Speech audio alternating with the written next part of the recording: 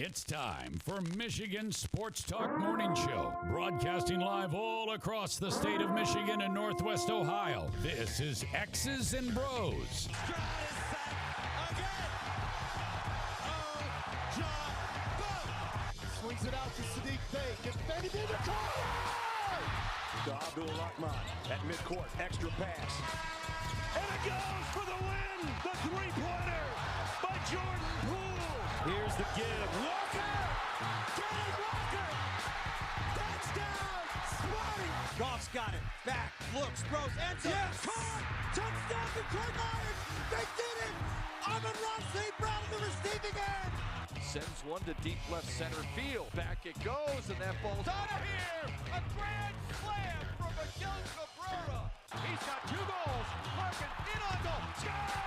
His first career hat trick in his 7th season for Dylan Larkin. Here's your host, Anthony Bellino. Rise and shine, folks. Good feel-good Friday morning to you. It is the 3rd day of March 2023. We welcome you here to X's and Bros on the Michigan Sports Network. Dana Cahalan, Ryan Elke, Anthony Bellino, all joining you. Thank you for joining us, no matter who you are, where you are, how you may be listening, all across the great state of Michigan and in Northwest Ohio as well. From Traverse City down to the Glass City, GR to the Motor City, we say good morning to you. We welcome you. We thank you. We appreciate you. And, of course, we encourage you. Join the program at any time. You can text the keyword sports radio. Send that to 21,000 sports radio to 21000. By your Supercenter guest line, 248-951-2176, 248-951-2176. We're on Twitter at XB Mornings, Facebook, X's and Bros. And, of course, good morning to our television audience as well on BCSN and streaming live on our YouTube page at Michigan Sports Network. Add a .com to that to find our website. Email us at xbmornings@gmail.com and find us individually on Twitter. Danny Cahalan is at Dan in the studio. Ryan Elke is at RyanL_Key. And I'm Anthony Bellino at AC Bellino. Gentlemen, good morning to both of you. What's going on over there? I see Detroit Mercy on my television screen for the first time on ESPN, and I don't know. First time I might have ever seen Callahan Hall have fans in it. So good for Did he them. do it last night? He did not. He fell 4 points shy last night. But did they win? No. They lost by 5. I was at bowling. Sorry. So their season is pretty much done as being they're under 500 team. So I don't think he's going to get another shot to break it. How does the Horizon League work? Does it work like the MAC where only so many teams get into their conference tournament? I have no idea. Because you should, hypothetically, Pete Maravich set the record in 83 games. Antoine has played 144 games. He's 24 years old.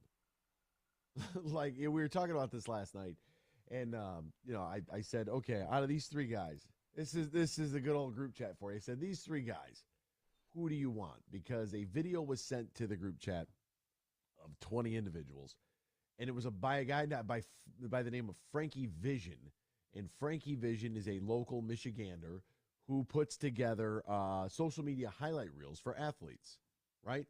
And so the one guy sends Frankie Vision's Imani Bates video to the chat, and somebody said, who is Frankie Vision? And the guy who sent it said he's a reporter.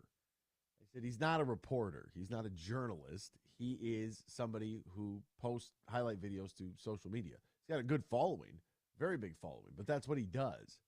He makes highlight reels. He's a sports, social media, whatever. It's just it's different. So we get into this conversation. I said, okay, all right, who do you want? You want Antoine Davis, Imani Bates, or Jalen Hood-Schifino? And people in the chat were like, I know who I want. And I said, okay, this is specifically for the guy sending this video. I said, do not answer. I want to know his answer. Who do you want? And he said he wanted Antoine, which I was shocked that he wanted him over money. He's like, I got to be honest with you, I don't even know who the third guy is. And I said, that exactly. It's an awesome record. I'm not here to disparage Antoine Davis, but it's different when you have, like I said, you're 24 years old. You're playing in the Horizon League. You have the ultimate green light because dad's the coach. Like, you have a 3-point line. You've played in twice the amount of games. Like, there's a lot of factors here, man. That's like, guy's 24, he's damn near your age, bro. Like, what are we doing? And it was a very, very electric conversation yesterday in regards to those three players. Ryan, how was your night last night? What were you watching on TV? Did you stay up late for the double OT whacker there at Illinois? I did. Oh, yeah. So I was watching that, then fell asleep watching Wisconsin and Purdue. So, Wisconsin's offense can do that to you from time to time, both in football and in basketball. So yeah, Purdue with a 2-point win over Wisconsin, which Wisconsin desperately needed that game that would have solidified their tournament bid. But they fell short. Illinois in that game, they were trying really hard to lose that game. Like, really hard. Yeah, I got a long list of complaints from that game last night. The fact that Michigan even was able to get it into overtime is preposterous to me. Calling 3 timeouts in the first half. I mean, what in the world? What is going on here? So we will get into obviously that game coming up next. Dan, how'd you bowl last night? I bowled well. We took 5 points, so it was a good night. How many points? So I don't know if you know how bowling works. It's a 7-point system. There's 3 games. It's 2 points per game, and then 1 for the totals. So we took 5. We won 2 games in the totals. We lost the first game by 23. Wow. You took 5 out of available 7 points?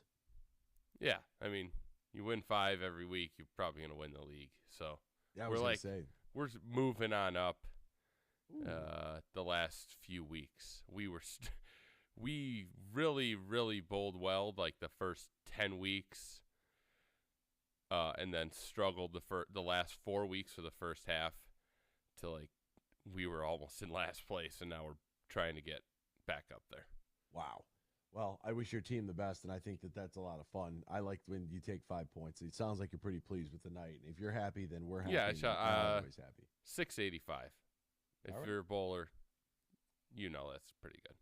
Oh, humble brag there. If you're a bowler, then you know. What else is going on in the sports world? We will try to get you all caught. We got a lot of stuff happening right now in the headlines.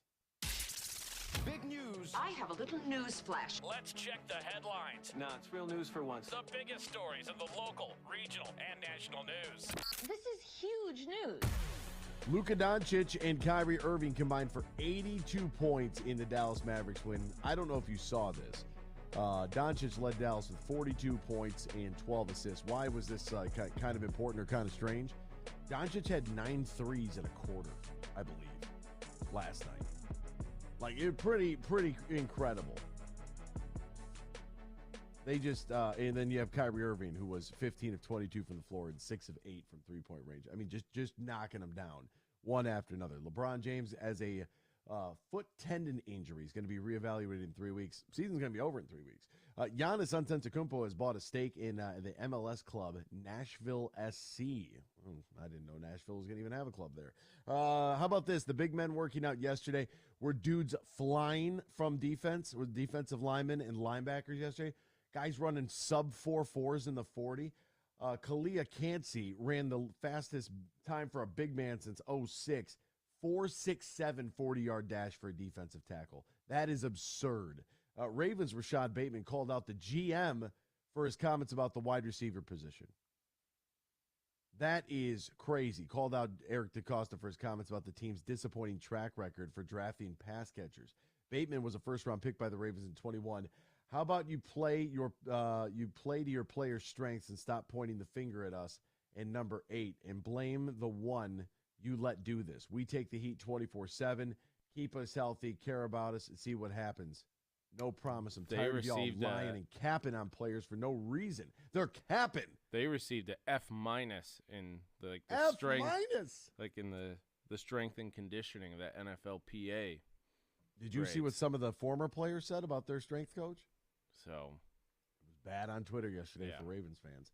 And Jalen Carter returned to the NFL scouting combine after his 15 minutes in jail.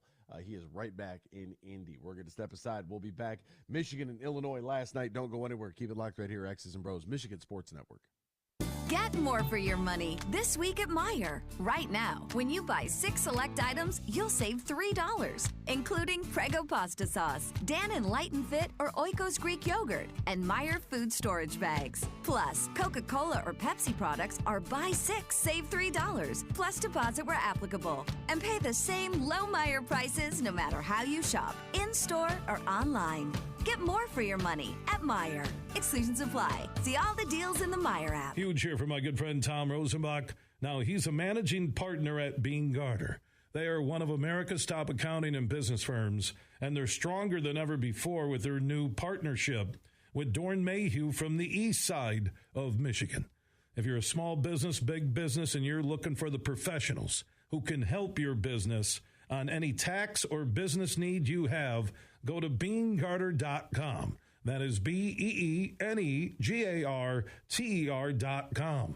And we're close to March Madness, so be looking for our huge bracket challenge where you could win big cash, courtesy of Tom Rosenbach and his team from Bean-Garter. We'll have more details in the coming weeks. But if you're a business decision maker or owner and you're looking for professionals to help your business, contact Tom Rosenbach and his team at Bean-Garter. BeanGarter.com. We might have just come out with our most refreshing Michelob Ultra Organic Seltzer yet. It's called the Essential Collection. It's made with coconut water and real fruit juice, so it's always going to have a real refreshing fruit taste. Can refreshing get any more refreshing? Yep, it can, and it just did. Michelob Ultra Organic Seltzer, made with coconut water and real fruit juice for a superior taste. It's only worth it if you enjoy it. Enjoy responsibly. Anheuser-Busch Michelob Ultra Organic Seltzer, IRC Beer, St. Louis, Missouri.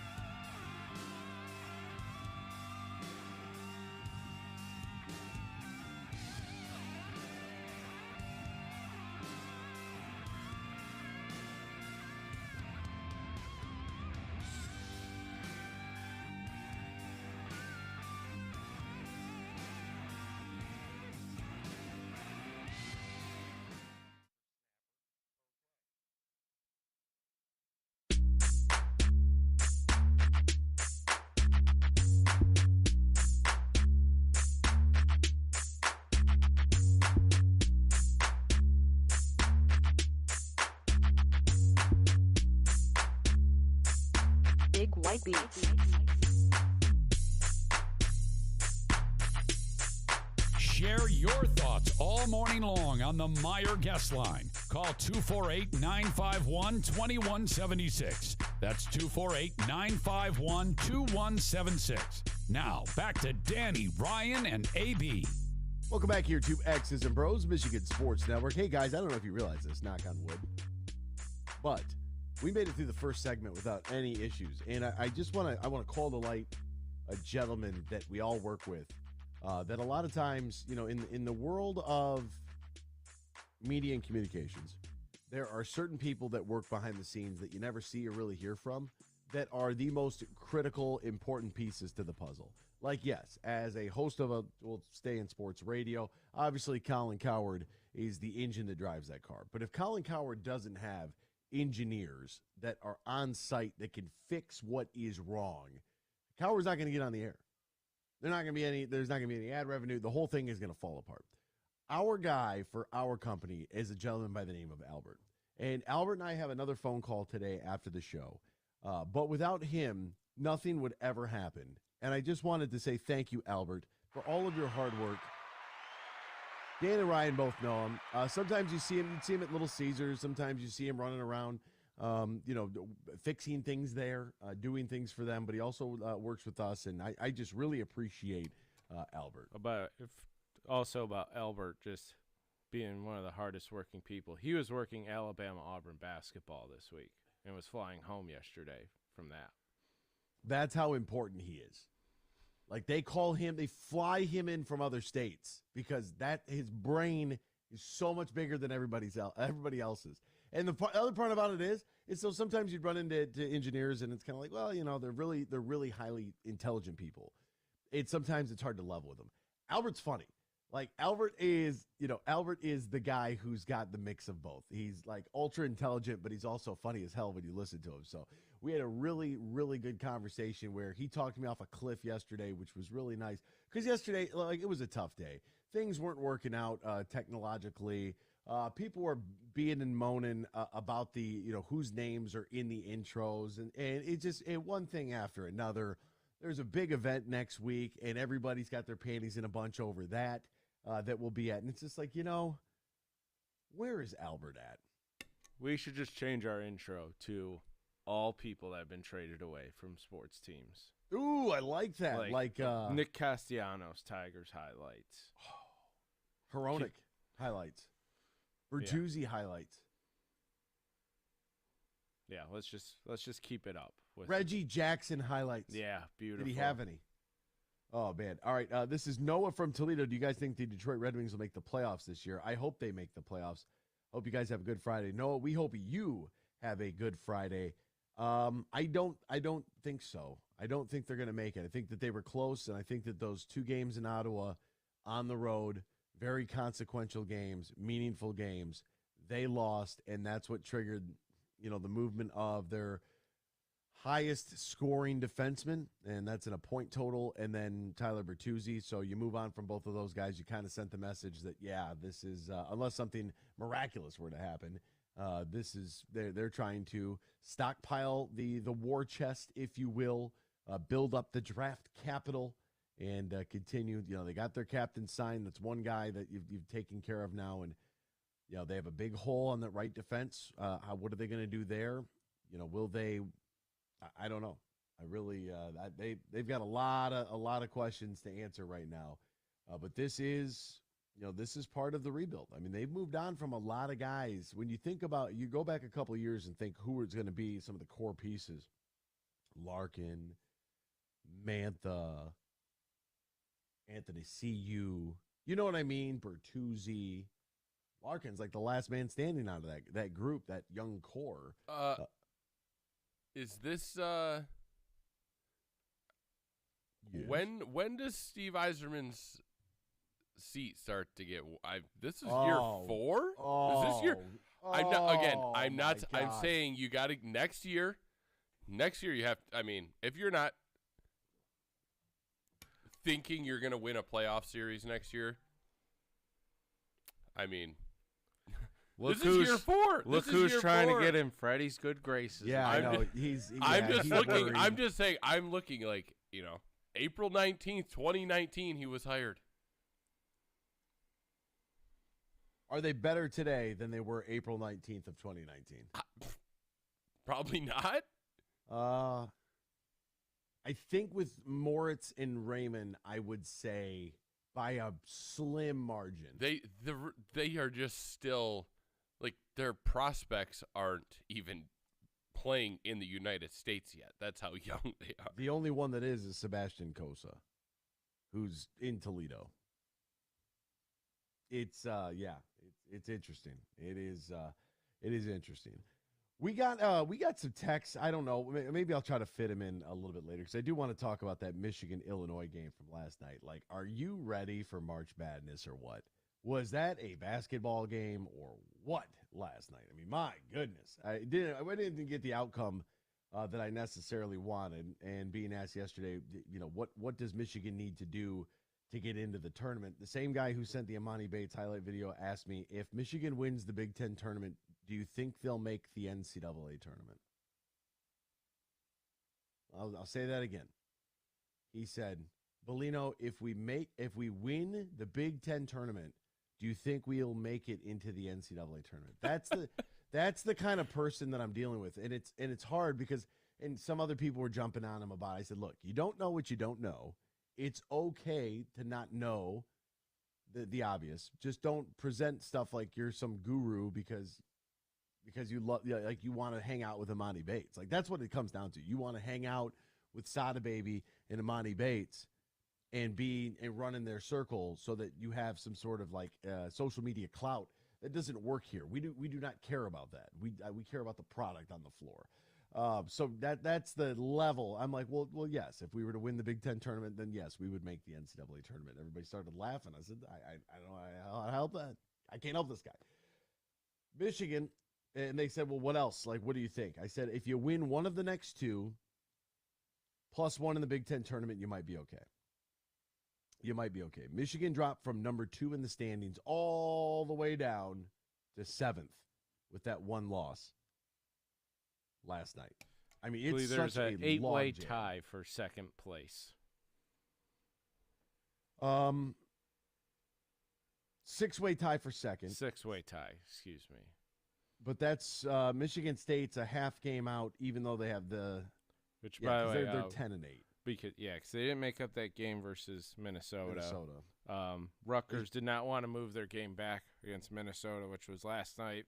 And guess what? Rutgers lost on a last-second shot to Minnesota. That's called karma. Good for the Golden Gophies. But also, why don't you guys just play them Sunday? Because Michigan State plays Saturday. So what? Play a back-to-back. Just play. It's Minnesota, for God's sakes. They're an 8-win ball club. You guys beat them by 30. Just that's why also, like, the benefit of not playing Minnesota is not having what happened to Rutgers last night. Oh, you can't be scared of Minnesota. No, but it's like that's the one benefit of, like, all right, didn't get rescheduled. All right, no chance for a loss. No chance for a nightmare. Like, does the win really help? Maybe for seeding purposes, because you got in the Big Ten tournament seeding purposes. Yeah, it'd help, but you know what? You're gonna have to run into one of the teams you didn't want to anyway. If you want to win the whole thing, yeah, you got to play them, right? It just is what it is. It doesn't matter if you're 1st, 2nd, 8th. Like, you got to, these teams. You got film on them. You got scouting reports from 7 years ago. The same coach. Like, you're fine. Like, just get in there and play. Losing last night hurt Michigan. We'll go more in depth on the game later on in the show, but they lose in double OT 91-87. We got a text that Minnesota already plays on Sunday. So play them before their game. They can go 2 in one day. Yeah, why can't basketball players play? Why can't basketball play double headers? Sarcasm. I mean, they used to it. Kobo back in the Pistons' day. I'm being sarcastic. I would love to see a 12 and 7 o'clock doubleheader in basketball. There's nothing better. It's like a $5 ticket. You could get into Kobo in like the 60s and watch the Pistons play. Watch the Pistons lose to Orlando twice in an afternoon. Well, in integrity of percentages. We'll step aside. More Michigan, Illinois. More piping hot takes here. More scheduling from us on the other side here on the Michigan Sports Network. Imagine this, winning big at Soaring Eagle. Do it for the love of money. Saturdays in February, 7 to 11 p.m. Winners choose $3,000 in premium play, $1,500 cash, or 1,500 entries into the February 25th drawing for a Chevy Camaro ZL1. For the love of money, $130,000 giveaway. Only at Soaring Eagle Casino and Resort. Your getaway reimagined. Visit SoaringEagleCasino.com for complete rules and details. Huge here for the Michigan High School Athletic Association. You can stay up to date on the latest from Lansing 24/7 at MHSAA.com, at MHSAA on Twitter, and MHSAA on Facebook. The latest news, press releases, and stories connected to every high school in the state of Michigan, available for you 24/7 from the Michigan High School Athletic Association. Log on to MHSAA.com, at MHSAA on Twitter, and MHSAA on Facebook.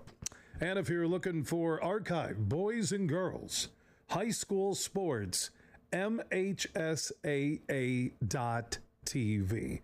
That's MHSAA.TV. 24/7, everything you need to know about high school sports in Michigan. Log on to MHSAA.com. The new M-Perks is here. Reward yourself with dollars off your purchases, fuel rewards, and more at Meijer. Earn 10 points on nearly every dollar you spend when you shop in-store or on Meijer.com. Then use your points to claim and redeem rewards any way you want. Plus, earn points for every qualifying prescription filled at your Meijer pharmacy. Download the Meijer app to sign up, or if you're already using M-Perks, start earning points and saving today. Save more with M-Perks. Exclusions apply. See Meijer.com to learn more.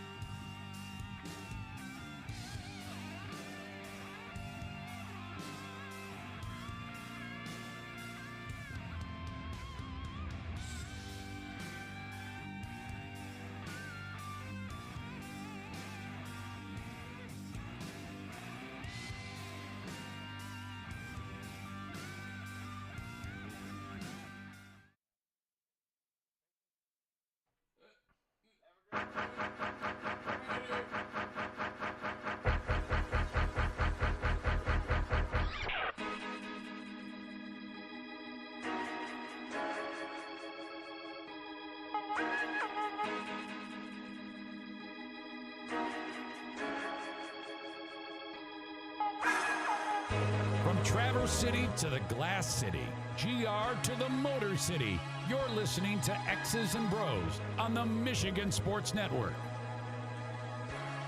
Welcome back here to X's and Bros, Michigan Sports Network. I want to carry on a little bit with Michigan and Illinois. You want to share your thoughts, you can. We do have some texts from yesterday that I want to get to, but we'll get to that at some point today. Text the keyword Sports Radio. Send that to 21,000. Sports Radio to 21000. Meyer Supercenter guest line 248-951-2176. 248-951-2176. All right. Michigan loses in double overtime, 91-87 to the Fighting Illini last night. They fall to 17-13 overall, 11-8 in conference play. Fighting Illini improved to 20-10 overall, 11-8. Not even mad at the outcome of the game. A great basketball game. I mean, if that didn't have you ready for March, I don't know what will. Hunter Dickinson had 31 points. Kobe Buffkin had 23 points. They were combined 28 of 36 from the field. The offense starts with Doug McDaniel because he's bringing the ball up the floor, who didn't have a stellar night shooting the ball. I mean, he only had 9 points on 3 of 10 shooting. Like, that's not great, but he did play 47 minutes, and he only had 1 turnover, so that's not bad. But the offense, like this team, Will Cheddar got the start, played 9 minutes. Okay. Terrace Reed in 26 minutes had 3 points and 6 rebounds with 5 fouls. So you're going to get your money's worth out of him. Terrence Williams, I mean, what's he really giving you? Joey Baker, 0 for 5 from the floor, 0 for 4 from 3. Had the greatest look you'll ever get off of an inbounds play at the end of the game and airballed it. I mean, it was just, I felt horrible for the kid. Because at the end of the day, that's why he was brought here. And I can't expect someone to come in off the bench and knock down every shot like you are. Although people might assume that you're Kyle Korver, you're not. You're Joey Baker. You're a college basketball player. But they got the best look ever off the inbound there at the end. Such a great play. Oh, man. And let me tell you what, that thing went right into the hardwood. Just missed the whole basket. Just whee. Sad. I don't know exactly. Poor mismanagement of the clock in the first half. You cannot call 3 timeouts in the first half and leave yourself with 1 in the second half. I know you're, and here's the deal. In case you're unaware, each team gets 4 timeouts. You can only carry your full timeout and 2 30-second timeouts into the second half. So you get 3 30s and a full to start the game. You can only carry a full and 2 30s into the second half, which means if you don't use your 1 30-second timeout in the first half, if you don't use it, you lose it. If you use your full timeout in the first half, you are still going to be charged a 30 in the first half because you could only carry 2 30s and a full over. It's an important rule there. We burned 3 timeouts in the first half. And one of them was to set up a play at the end of the first half. And it's like, dude, why would we call timeout with 11 seconds left in the first half? I think that was just out of habit of like, hey, this is where we always use the timeout. It's like, oh, we've already used 2. Yeah, poor mismanagement of the clock. I'm glad, Michigan got called for a lot of fouls in this game. Obviously, it's double overtime, so that kind of swings your totals a little bit. But, Illinois fans constantly complaining about how they just, oh, God, we don't get a whistle. Okay. All right, sure. This team looked different. They just don't have the depth. I'm just going to call it what it is. They don't have the depth. Jace Howard probably isn't playing at another high major school. Jed Howard, if he's one and done, I'm fine with it. That's okay. Doesn't bother me. This program needs to be built more around guys like Doug McDaniel, Terrace Reed Jr. I don't know why you guys, like some people can't see, not you guys as in you individuals, but like I'm talking about in general, like people are like, oh, Hunter Dickinson's leaving. They said the same thing last year. And my question is this. Has his outside shooting improved? Yeah, I would say marginally. I haven't looked at the from percentages. Last year, I don't know, but from his freshman year. From his freshman year, 100%. Sure. Is his post game a little bit better than it was last year? Maybe. Better than his freshman year? Yeah. He's more experienced. That always helps.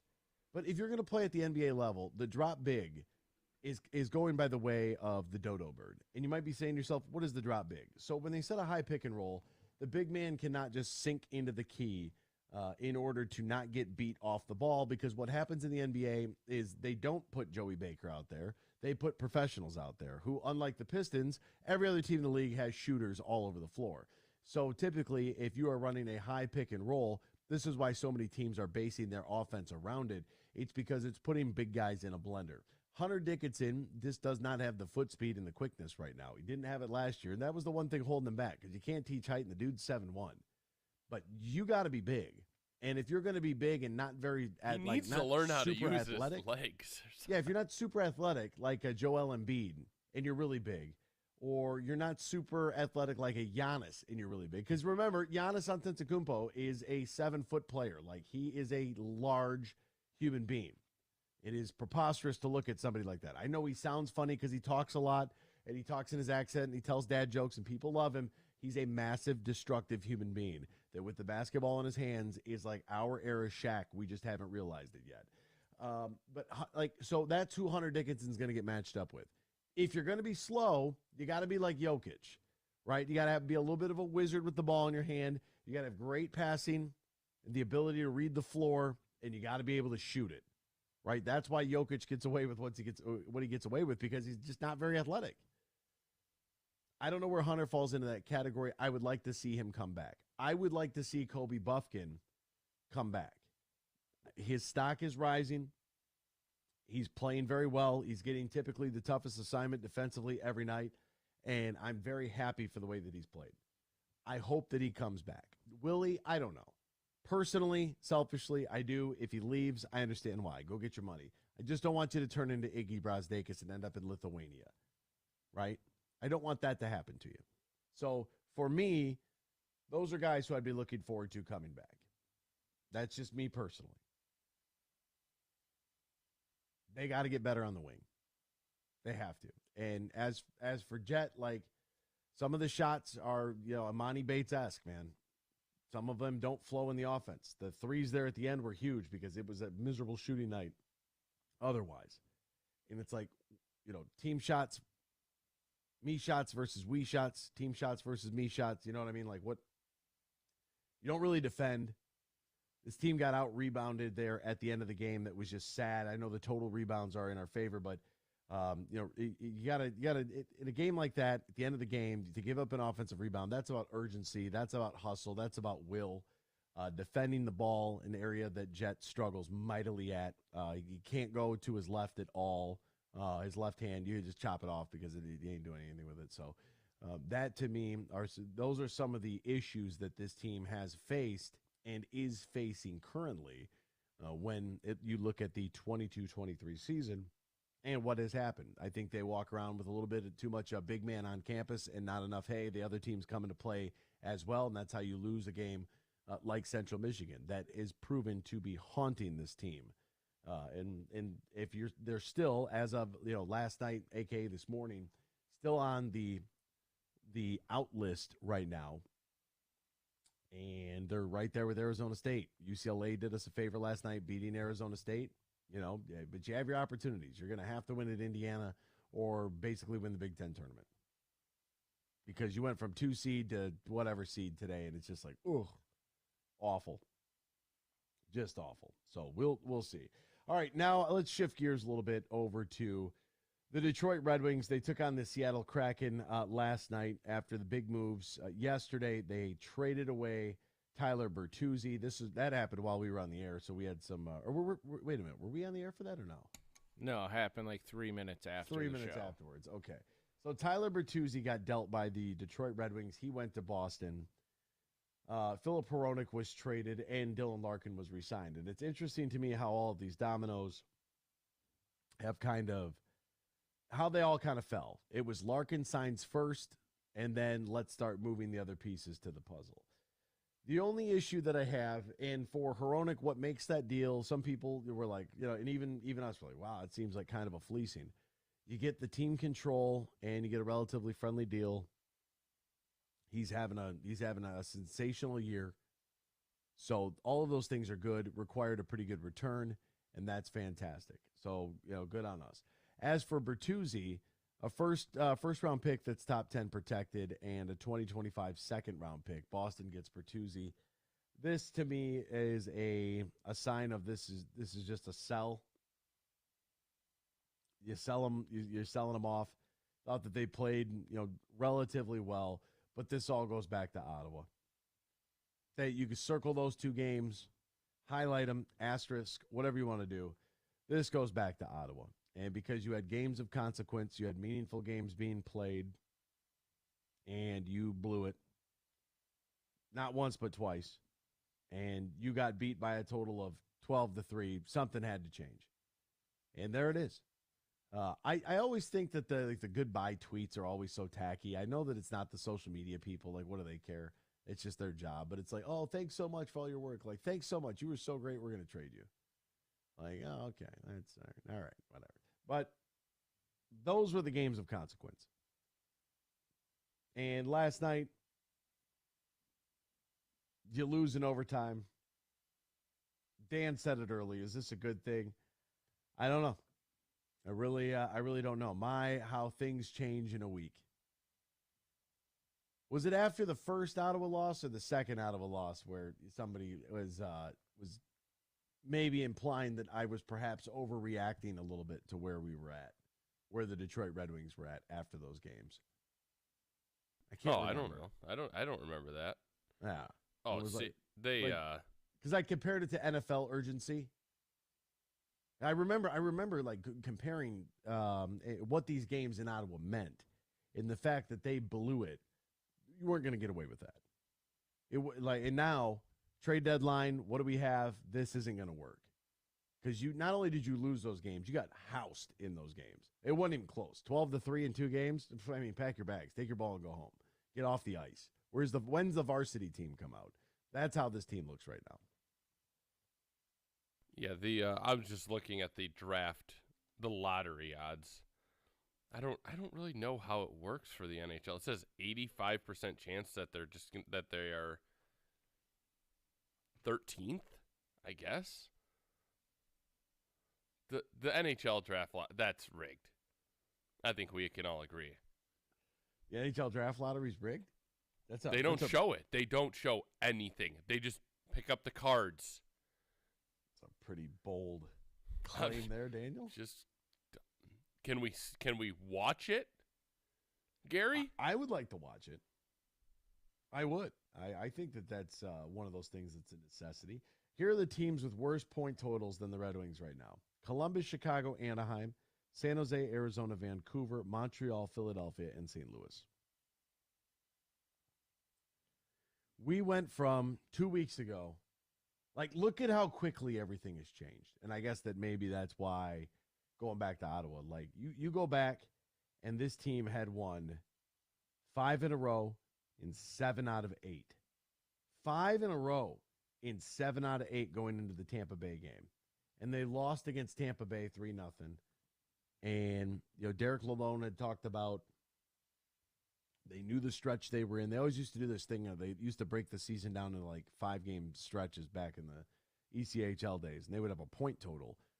We got to get, I don't know if it is, I forget what the number was, the total points that they wanted to hit in each 3-game series, because they always played Friday, Saturdays, and Sundays in the ECHL. And so they would, this is where we wanted to be. He would talk openly about it on Sunday, like, hey, we needed to hit this number. And we did, or we were going on the road, and sometimes every once in a while they'll play like a random Wednesday night. Like Wednesday, we're going to Fort Wayne. We need to get 2 points there so we can complete our whatever their number system is. And it was always very interesting. I just can't remember. It's a lot of data, a lot of information coming at you all the time and from a lot of different directions. But we were feeling really good. And in the matter of 3 games, 5 out of 6, 5 in a row, 7 out of 8. They lost 3 games in a row and traded away their highest point total defenseman on the right side, which now they have a glaring hole there. Maybe they'll mix things around. I don't know. I play either side in my league, so I can't figure out why you can't ask a professional to play right or left. Like, you're a professional. It'd be like a basketball court. Somebody going, I can't go to the right side. Like, what? Well, it's more about being able to your shot, how you position yourself. get the puck off the boards, all that stuff. Absolutely. You're a professional. Like, I'm a left-handed shot. I have no problem playing the right side or the left side defensively. You're playing on a 15-foot wide roller rink, Anthony. You think that's 15 feet wide? I got news flash for you, buddy, pal, sport. I'm gonna rig a GoPro just so you can see how big that rink is. That's a legitimate high school rink we play on, bro. Don't forget it. Yeah, it might not be 208 Olympic feet, but I'm not getting paid to play. You're a professional. You should be fine. It's always bothered me. I only play the right. Like, why do you only play the right? Go play the left. Can you do it? Are you able to figure it out? You should be able to. And then they go lose those games to Ottawa. And now this is where we're at. Now where's Mantha gone? AA gone. Bertuzzi gone. Larkin still here. I know. Probably overpaid him. I get it. Trust me, I went down the list yesterday because I'm like, dude, $8.7 million is not a hometown discount by any stretch of the imagination. It's a ton of money. That's a ton of money in the NHL. Anything over $6 is like, all right, hold on. What are we doing here? Remember, they only have $12 to spend for 26 guys. So when you start talking about $8.7 million, it's like, all right. Oh, he's having a great year. Oh, look at this. Look at this year he's on. We're overvaluing. That's what we're doing. We're overvaluing. It happened. And it happens from time to time. And it happens from time to time, especially when you have homegrown products. I get it. I understand it. I'm not mad at it. It's just that's what's happening. We've overvalued. Is he good? Sure. Is he a top-line center on a playoff-winning team? Well, if you had to think about it, then no. Right? That's really, does this person belong in the Hall of Fame? Well, then probably not. Right? That's where I'm at. 8.7 to me is not a discount. That's not. 8.25. That's just where I'm at. So this team, for guys like Terry who watches every game, good luck, Godspeed. I mean, you must feel like a Pistons fan right now. You're going to go to New York against the Islanders, a game that had so much on the line. When we look at it 7 days ago, and now it's just like hands in the air. I just don't know. If you want to question Steve Yzerman, you can. I'm not here to tell you. All I'm saying is that the guy has won in the past. He's got a great resume. It's awesome. I'm happy that he's here.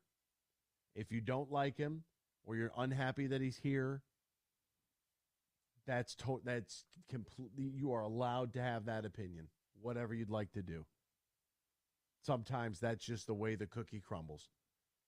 But this is the two deals, Hronek and Bertuzzi, were two deals that are going to make us, we might have to shift our clock a little bit here, and that is not a good thing for Red Wings fans. Step aside. Hour number 2 is next. X's and Bros, Michigan Sports Network. The new M-Perks is here. Reward yourself with dollars off your purchases, fuel rewards, and more at Meijer. Earn 10 points on nearly every dollar you spend when you shop in-store or on Meijer.com. Then use your points to claim and redeem rewards any way you want. Plus, earn points for every qualifying prescription filled at your Meijer pharmacy. Download the Meijer app to sign up, or if you're already using M-Perks, start earning points and saving today. Save more with M-Perks. Exclusions apply. See Meijer.com to learn more. Huge here for my good friend Tom Rosenbach. Now, he's a managing partner at Br0's. They are one of America's top accounting and business firms, and they're stronger than ever before with their new partnership with Dorn Mayhew from the east side of Michigan. If you're a small business, big business, and you're looking for the professionals who can help your business on any tax or business need you have, go to BeanGarter.com. That is BeanGarter.com. And we're close to March Madness, so be looking for our huge bracket challenge where you could win big cash, courtesy of Tom Rosenbach and his team from Bean-Garter. We'll have more details in the coming weeks. But if you're a business decision maker or owner and you're looking for professionals to help your business, contact Tom Rosenbach and his team at Bean-Garter. BEENEGARTER.com. We might have just come out with our most refreshing Michelob Ultra Organic Seltzer yet. It's called the Essential Collection. It's made with coconut water and real fruit juice, so it's always going to have a real refreshing fruit taste. Can refreshing get any more refreshing? Yep, it can, and it just did. Michelob Ultra Organic Seltzer, made with coconut water and real fruit juice for a superior taste. It's only worth it if you enjoy it. Enjoy responsibly. Anheuser-Busch Michelob Ultra Organic Seltzer, IRC Beer, St. Louis, Missouri. Huge here for the Michigan High School Athletic Association. You can stay up to date on the latest from Lansing 24/7 at MHSAA.com, at MHSAA on Twitter, and MHSAA on Facebook. The latest news, press releases, and stories connected to every high school in the state of Michigan, available for you 24/7 from the Michigan High School Athletic Association. Log on to MHSAA.com, at MHSAA on Twitter, and MHSAA on Facebook. And if you're looking for archive boys and girls high school sports, MHSAA.TV. That's MHSAA.TV. 24/7, everything you need to know about high school sports in Michigan. Log on to MHSAA.com.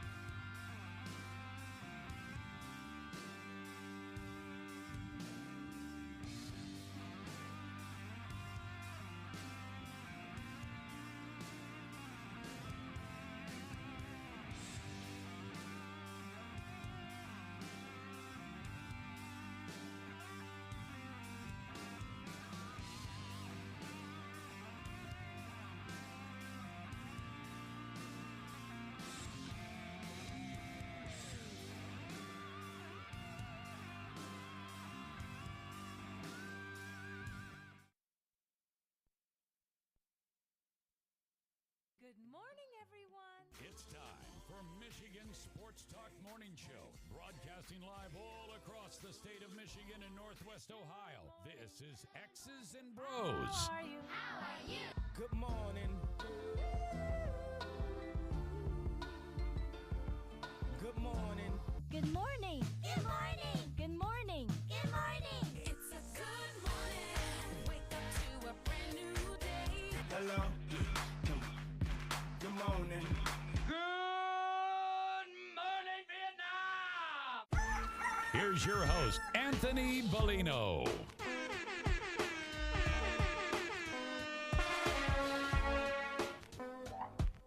Rise and shine, folks. Welcome back here, X's and Bros on the Michigan Sports Network. So great to have you right along with us, no matter who you are, where you are, how you may be listening, all across the great state of Michigan and in Northwest Ohio, from Traverse City down to the Glass City, GR to the Motor City. We say good morning to you. We welcome you. We thank you. We appreciate you. And, of course, we encourage you. Join the program at any time. Text the keyword Sports Radio. Send that to 21,000. Sports Radio to 21000. Meyer Supercenter guest line 248-951-2176. 248-951-2176 on Twitter at XB Mornings, at Facebook, X's and Bros. It's a great time for you to join us. If you're watching on BCSN, good morning to you. If you're watching on our YouTube stream, good morning to you as well. You can always throw stuff in the comments there. Hey, by the way, how about this story? Danny Kalen, by the way, Dan in the studio. Ryan Elke is at RyanL_Key. I'm Anthony Bellino at AC Bellino. A man in Florida has died from a brain-eating amoeba that may have been contracted after rinsing his sinuses with tap water, according to officials. A brain-eating, sounds like The Last of Us. Except for that was a fungus. By the way, are you guys caught up on that? Have you been watching that? I am one behind. But okay. Great show. I don't want to hear these people disparaging it. Like, you have to make a story. You can't just go on a video game. It's not a singular storyline. You have to have multiple storylines and character building so that you can hate other characters like other characters. That's how TV works.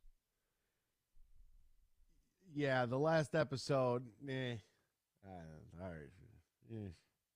Let's get to Dave in Hudsonville. He is on hold. I'm interested to get your thought on that, Dan. You do some film study, get back to me. Hello, Dave in Hudsonville. Good morning to you. Happy Friday, my friend. Morning, AB. I thought I called into a sports show, and I'm listening to Brain Eating Amoeba. And interesting, but... Yeah, breaking news. Did you know that? A brain-eating amoeba killed a man in Florida. Frighteningly enough, I did read that last night. I must admit that I did see that exactly. So you know what I go to exactly is the impact on Navage stock. What the heck's going to happen to Navage now? I mean, you got to clean it out, right? You got to stuff it up your nose and hit the button. Have you ever done that, by the way? I've never done that. It kind of trips me out. I don't know if I would be able to. Yeah, no, that won't be happening anytime soon. So, no, exactly. But, hey, quickly, when you talk about Yzerman, I think one thing that's interesting with that is I think it's a challenge for sports fans when their player heroes become general managers or coaches, because we remember them one way, and then they go into a different role. And it's like, I don't care whether you're Yzerman, who's really earned it on both sides, as a player and as a general manager. He's done it. But then you think of Joe Dumars, Alan Trammell, Kirk Gibson, and we have certain perceptions of them and certain ways we see them as a player. And then they transition into that role, and it's a completely different role. So it can create a conflict at times in the way you think about the person, because you don't want to not like them in the role because you loved them as a player, most likely. But if they're not getting it done or what goes on, it's another thing. And if they can be successful, that's wonderful. But I do think that's a unique challenge for us as fans, especially when they're back in your hometown, and especially if they had great success as an athlete in that regard. And he's not trying to resurrect like Arkansas basketball here, folks. He's trying to resurrect one of the most storied franchises in NHL history. Like, this isn't the Lions. It's not the Tigers. It's not the Pistons. He knew exactly what he was walking into. He was a part of it. Mm-hmm. He was one of the main parts of it. And it's not like you go into, when they talk about it, is, hey, never follow a superstar or go into a job where you can go excel, you know what I mean, or whatever. He knew what the goal was and the task was. He knew what the expectation was. So thank God for Stevie Y to step into that and want to do that. But it's the same thing he did as a player. He doesn't mind being that guy. He wants to be in that position and so forth. So good for him. But I just think that's very interesting. And then the other thing is, tough loss for Michigan last night, but they've been teetering on that brink. But one of the things I do think is interesting, they missed the guys that left and went to other schools and Moussa Diabate. Oh, I think both of our teams are slightly incomplete between Michigan State and Michigan, with Marble leaving in the middle for Michigan State, which is a huge void. But Michigan especially, you don't think about the guys that are playing at other schools right now. I do. Well, yeah, you do. But I've said on the show, where's Brandon Johns Jr., where's Zeb Jackson, Frankie Collins? Like, those guys should be here. Yeah. Moussa Diabate, Caleb Houston. I tweeted out a depth chart, I think, a couple weeks ago. Like, this is what this team should look like right now. They should be 12, 13, 14 deep. Well, but that's kind of another question of wondering why they're not there. They left to seek more opportunity. Well, I understand they left, but at the end of the day, it's one of those reasons why I know people leave and so forth. But Michigan, everything was teed up. If you're a player sitting there, you should say, "Hey, we're going to come back, and we have a chance to be damn good." But then they don't come back, and that's just a situation. Maybe some of those guys, realize that, hey, I'm not going to play in front of the coach's kid.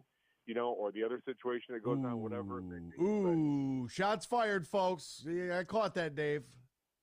But it's a reality. I don't care if you're Fran McCaffrey at Iowa or if you're at Michigan, whatever it may be. You know what I mean? People play over Steven Izzo. No, I'm teasing you. I get. Right. That's exactly. You're exactly right there. In Zeb, I didn't think that Zeb was because I saw him in high school. I didn't think that Zeb was a Big Ten caliber player. I just didn't. I didn't see it. I'm not trying to pick on the kid. Like, he's fine. He's great at VCU. Vince Williams went there. He was another local kid out of Toledo. Like, there was a little bit of a connection. He went there. Brandon Johns Jr. goes there. There is maybe some more opportunity there. So you go ahead and you play there. Brandon Johns would have been a fifth year this year. They absolutely miss him. But when you have guys like Caleb Houston, that's who Jet Howard should be backing up, which should be Caleb Houston. And I didn't even think Caleb Houston was the greatest thing since sliced bread either. But Moussa Diabate, losing him was absolutely that was tough, because Moussa Diabate was the real deal. Yeah, Diabate gives you one of those ACC forwards who's just extremely athletic. And his game was really starting to develop and go through some different things. But he gave you such a powerful compliment, because if you have to double Dickinson, it leaves Diabate floating around. He's going to kill you. And then if he takes pressure off Dickinson or whatever, and the same thing for Houston. Houston was much like, Michigan State's player that went to the Lakers. He just some more time, and granted, they get their opportunity to go, and all of a sudden what goes on, and they get guaranteed money, but another year would have made a significant difference. But I do think that, the factors are changing these college teams, but especially impacted Michigan when it comes to their roster and what it did to their season this year. Yeah, it absolutely did, Dave. There's no argument for me on that one, man. I appreciate the call this morning. Happy Friday, partner. All right, man. Have a great weekend. All right, brother. Be good. There he goes. A couple of text messages here from yesterday. My call was not a hot take. I said Peter was wrong, saying 17 times he was great. Don't say I hate golf. I never said that. That comes from Freddie. The point of my call was Peter was wrong to keep saying that. You pick out overall numbers 29-7, but ignore very key moments in games that matter. I never said he stinks. I said he needs to win important games. That's all. But that Bayless comment was BS by the texters, who have no balls to call a show or have an opinion. Wow. I mean, there was some anger here. I don't know if you missed the third hour yesterday. I mean, things got a little tense. The blood pressure was boiling. We were starting to hit that point where, people were getting angry at each other. People were sending messages. They're tweeting. They're calling. Freddie was all mad at Jared Goff. It was a mess yesterday. I said Jared Goff had a great season last year. And everybody got mad about that. I mean, it was hot yesterday. Ugh, be careful. Hot stove was burning. All right, we'll get into a couple of Lions topics. One of which is Lions trivia. And how did they lose 3 coaches this offseason? We'll get into both of those things next here on X's and Bros on the Michigan Sports Network. We might have just come out with our most refreshing Michelob Ultra Organic Seltzer yet. It's called the Essential Collection. It's made with coconut water and real fruit juice, so it's always going to have a real refreshing fruit taste. Can refreshing get any more refreshing? Yep, it can, and it just did. Michelob Ultra Organic Seltzer, made with coconut water and real fruit juice for a superior taste. It's only worth it if you enjoy it. Enjoy responsibly. Anheuser-Busch Michelob Ultra Organic Seltzer, IRC Beer, St. Louis, Missouri. Huge here for my good friend Tom Rosenbach. Now, he's a managing partner at Br0's. They are one of America's top accounting and business firms, and they're stronger than ever before with their new partnership with Dorn Mayhew from the east side of Michigan. If you're a small business, big business, and you're looking for the professionals who can help your business on any tax or business need you have, go to BeanGarter.com. That is BeanGarter.com. And we're close to March Madness, so be looking for our huge bracket challenge where you could win big cash, courtesy of Tom Rosenbach and his team from Bean Garter. We'll have more details in the coming weeks. But if you're a business decision maker or owner and you're looking for professionals to help your business, contact Tom Rosenbach and his team at Bean Garter. BeanGarter.com. Get more for your money this week at Meijer. Right now, when you buy 6 select items, you'll save $3, including Prego pasta sauce, Dannon Light and Fit or Oikos Greek yogurt, and Meijer food storage bags. Plus, Coca-Cola or Pepsi products are buy 6, save $3, plus deposit where applicable. And pay the same low Meijer prices no matter how you shop, in-store or online. Get more for your money at Meijer. Exclusions apply. See all the deals in the Meijer app.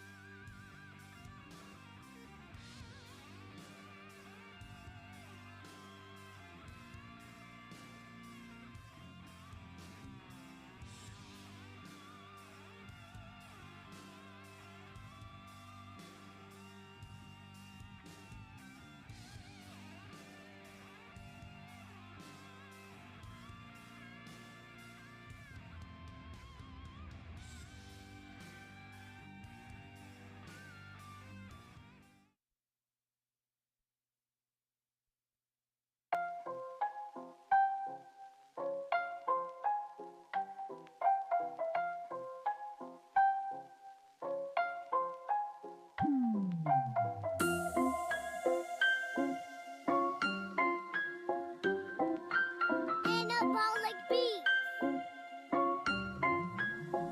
You're listening to X's and Bros on the Michigan Sports Network. Can't call in?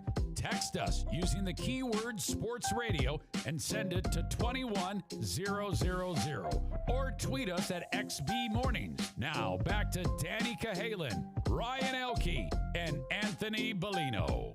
You know, I was looking at Patrick Kane making his debut there in New York, and I came to the realization that after the Ottawa Senators beat the Rangers 5-3, the Sens have now won 4 in a row. The Ottawa Senators, 31-26-4. By my estimation, that is better than 500. So watch out for the Sens here making a little playoff push. Got a little belief going on there. Play a little tough brand of puck. All right, it is hour 2 of the segment 2, which means it is time for Detroit Lions trivia. A real doozy here. Let's wind the clock back to 1992. What three-time Pro Bowl defensive end wore number 91 for Detroit? 1992 until 2003. Mr. Robert Porsche. One of my favorite players as a child growing up. Robert Porsche. Love to hear it. Love to see it.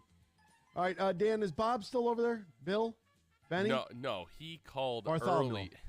He called earlier and wanted to be part of Lions trivia. He called at 6:19. I said we do it at 7:18, 7:19.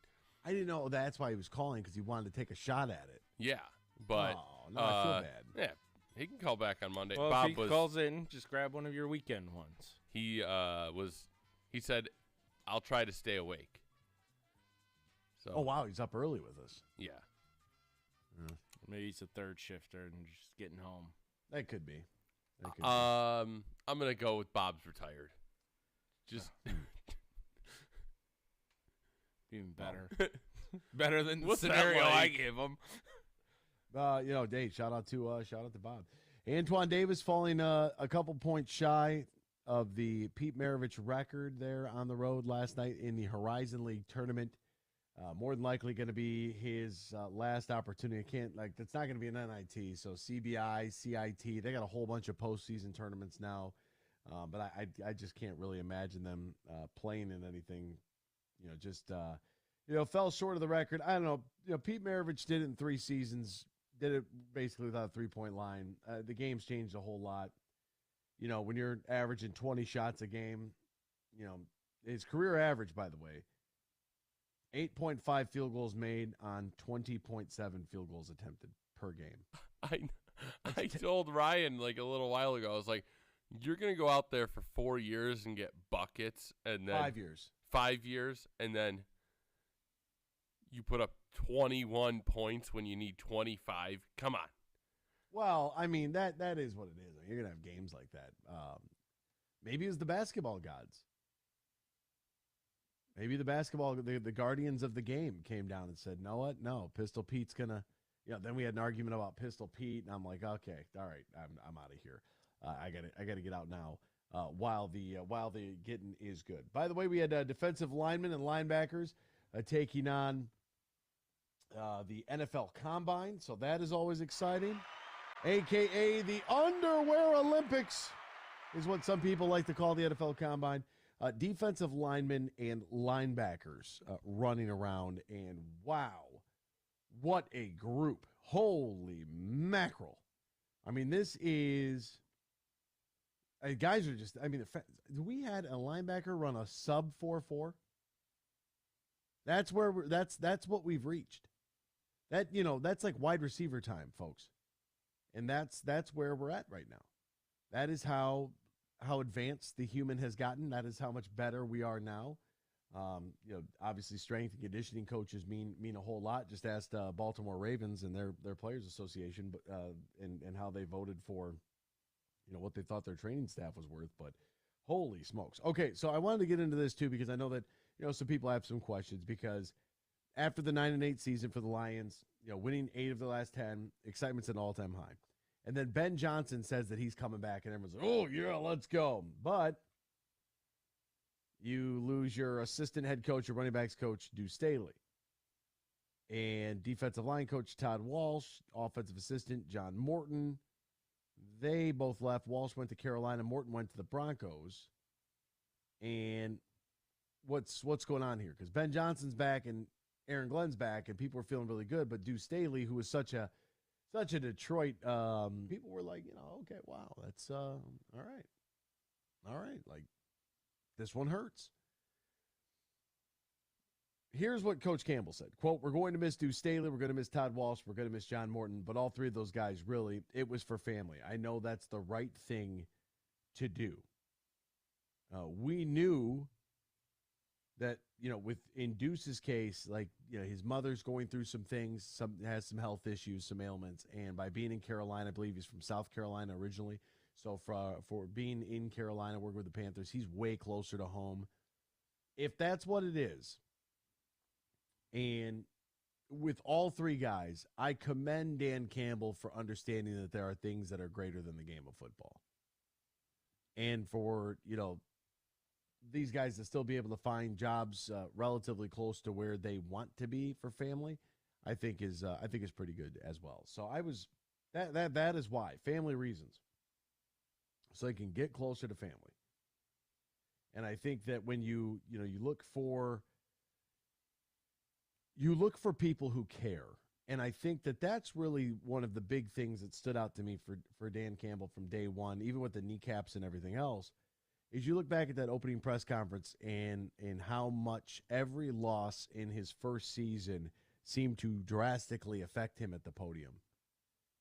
And you could tell that it was wearing on him because he wanted to win, not only for himself, but he wanted to win for those guys in the locker room, because it's only so long you could say this trust the process. Well, if you're not getting any wins, the process isn't working. And you need to find people that care. And when you have management that really cares, not just about the product, right? Not just about wins and losses, but that Dan Campbell, who's overseeing this whole thing, and Rod Wood and Sheila Ford Hamp and Chris Spielman and everybody else involved, when they actually care about you, the person, and you come to them and say, hey, I love being here. My mother's got X, Y, and Z. And they probably know, they're probably in the loop of what's going on to some extent. And they just say, hey, you got to do what's best for you. We're not mad. Like, go handle your business. Like, when you find supportive, good management, that's the hardest thing in the world to find.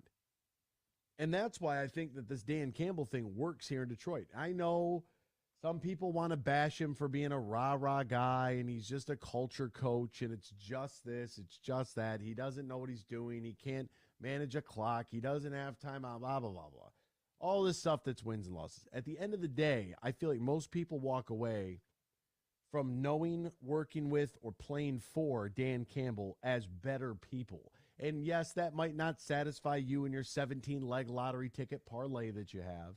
And yes, it might equate to 9-8 instead of 17-0. But for the individuals who actually participate in this stuff, it means a lot. And it carries a lot of weight. And so when these coaches, they leave and they go somewhere, and you got somebody who's right on the cusp but isn't going to fit your team for whatever reason. Maybe you're full at that position. Maybe it's a cap casualty. Who knows? You know what Deuce Staley's going to do? Ryan, for example. Ryan, we'll just use his name. Ryan, hey, we can't take you. But what I do want to do is I want you to have your agent call. I'll call the Lions. Go work out for them. That's what it does. It's opening the door. We are building a rapport right now. Not even with our own team, because that's already happened. The Detroit Lions and this coaching staff and this ownership and management group are building a rapport within the league. And that's what's going to matter, right? As we start getting closer and closer to that doorstep and busting down that door of making that next step for this franchise.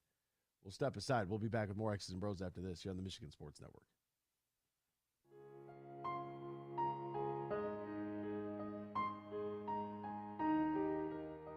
If you or your family is touched by autism, learn more about Freddy's Foundation at #PopTheTap at freddythepizzaman.com. That's FREDI, thepizzaman.com, or email freddythepizzaman@gmail.com.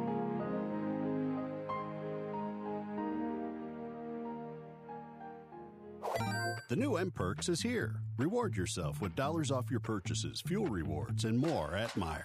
Earn 10 points on nearly every dollar you spend when you shop in-store or on Meijer.com. Then use your points to claim and redeem rewards any way you want. Plus, earn points for every qualifying prescription filled at your Meijer pharmacy. Download the Meijer app to sign up, or if you're already using M-Perks, start earning points and saving today. Save more with M-Perks. Exclusions apply. See Meijer.com to learn more. We might have just come out with our most refreshing Michelob Ultra Organic Seltzer yet.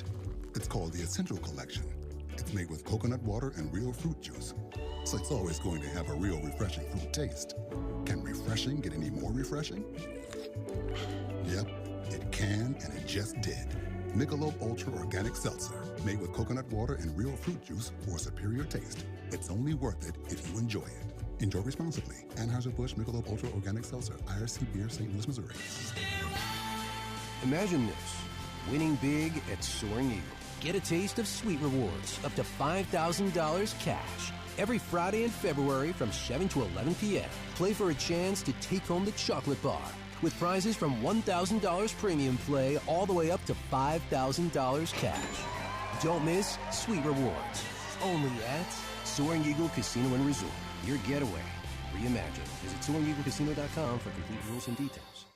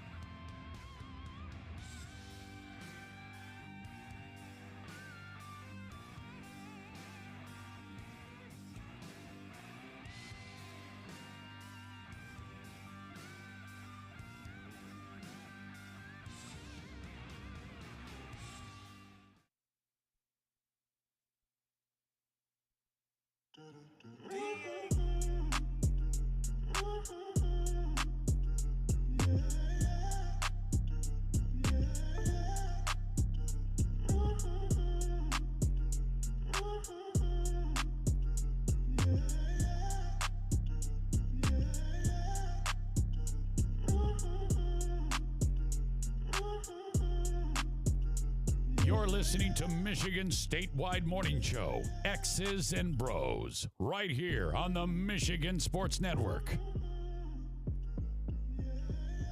Michigan Sports Network. Great to have you ride along with us, no matter who you are, where you are, how you may be listening, all across the great state of Michigan and in Northwest Ohio as well. From Traverse City down to the Glass City, GR to the Motor City.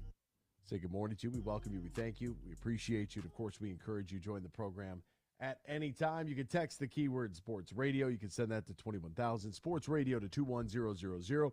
You can call us on the Meyer Supercenter guest line, 248-951-2176, 248-951-2176. And please share your thoughts on who you would take, Amani Bates, Antoine Davis, or Jalen Hood-Schifino. No, you can't add him to the poll question. What do you mean I can't? Oh, you're talking about the poll question from last week. A couple days ago, I believe it's still live. I said it for a couple of days. Yes. It's pinned to the top of our Twitter. Well, the reason I added Jalen Hood-Schifino was just to gauge the mental basketball IQ of the group chat. That was it. No other reason. That's all I wanted to know. I wanted to know if the guy who believes he's related to Amani Bates, his third cousin twice removed, if that guy would actually admit that this other kid from Indiana, he didn't even know who he was, if this other guy from Indiana was actually a better basketball player. That's all. Okay, it's in no regard to our poll question, which was a trap by you, by the way. Our poll question right now, there's still 3 days left of voting on it. Amani Bates leads 52% to 48% in the poll of who you want the Pistons to take a flyer on, Amani Bates or Antoine Davis. All right, so trade the pick. Or Russell Westbrook. Russ. Look, so Ryan says this video because Draymond's guarding Russ last night for whatever reason. But Draymond's sitting in the paint. He's hanging out in the paint. Russell Westbrook has the ball at the top of the key, 3-point line. Draymond's not within 12 feet of him, folks. I don't know, like it actually longer because the top of the you got what, 22 feet to the 3-point line at the top of the arc? And if Draymond is in the restricted area, roughly give or take, yeah, he's probably a solid 18 feet from him. Like he's nowhere near him. Nowhere near him. And Russ doesn't shoot the ball. And some people might be thinking like, oh, well, what about defensive 3 seconds in the NBA? If your guy has the ball, then you are taken out of the you can't be called for it. You're unable to be pegged for defensive 3 seconds when your guy has the ball. So Draymond literally, it's actually not a terrible defense to run by Golden State there, where they're just like, hey, everybody guard everybody. Whoever's guarding Russ, just sag into the paint and make him shoot outside because he's not going to shoot it. And Russell Westbrook, as a professional basketball player, didn't shoot the shot, which that's alarming all in itself. Also growth. If he knows you can't, hey, this isn't my shot. Yeah. It's self-awareness. You are right. You are correct. That is absolutely 100% factually correct. That is growth in him understanding. Facts. Call me by my name. God. What you are saying is true.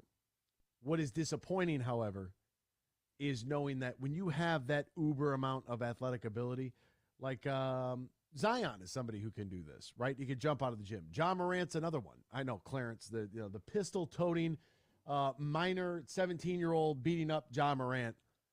Kyrie Irving got canceled by Nike for retweeting something about a link to an Amazon film that I haven't seen yet.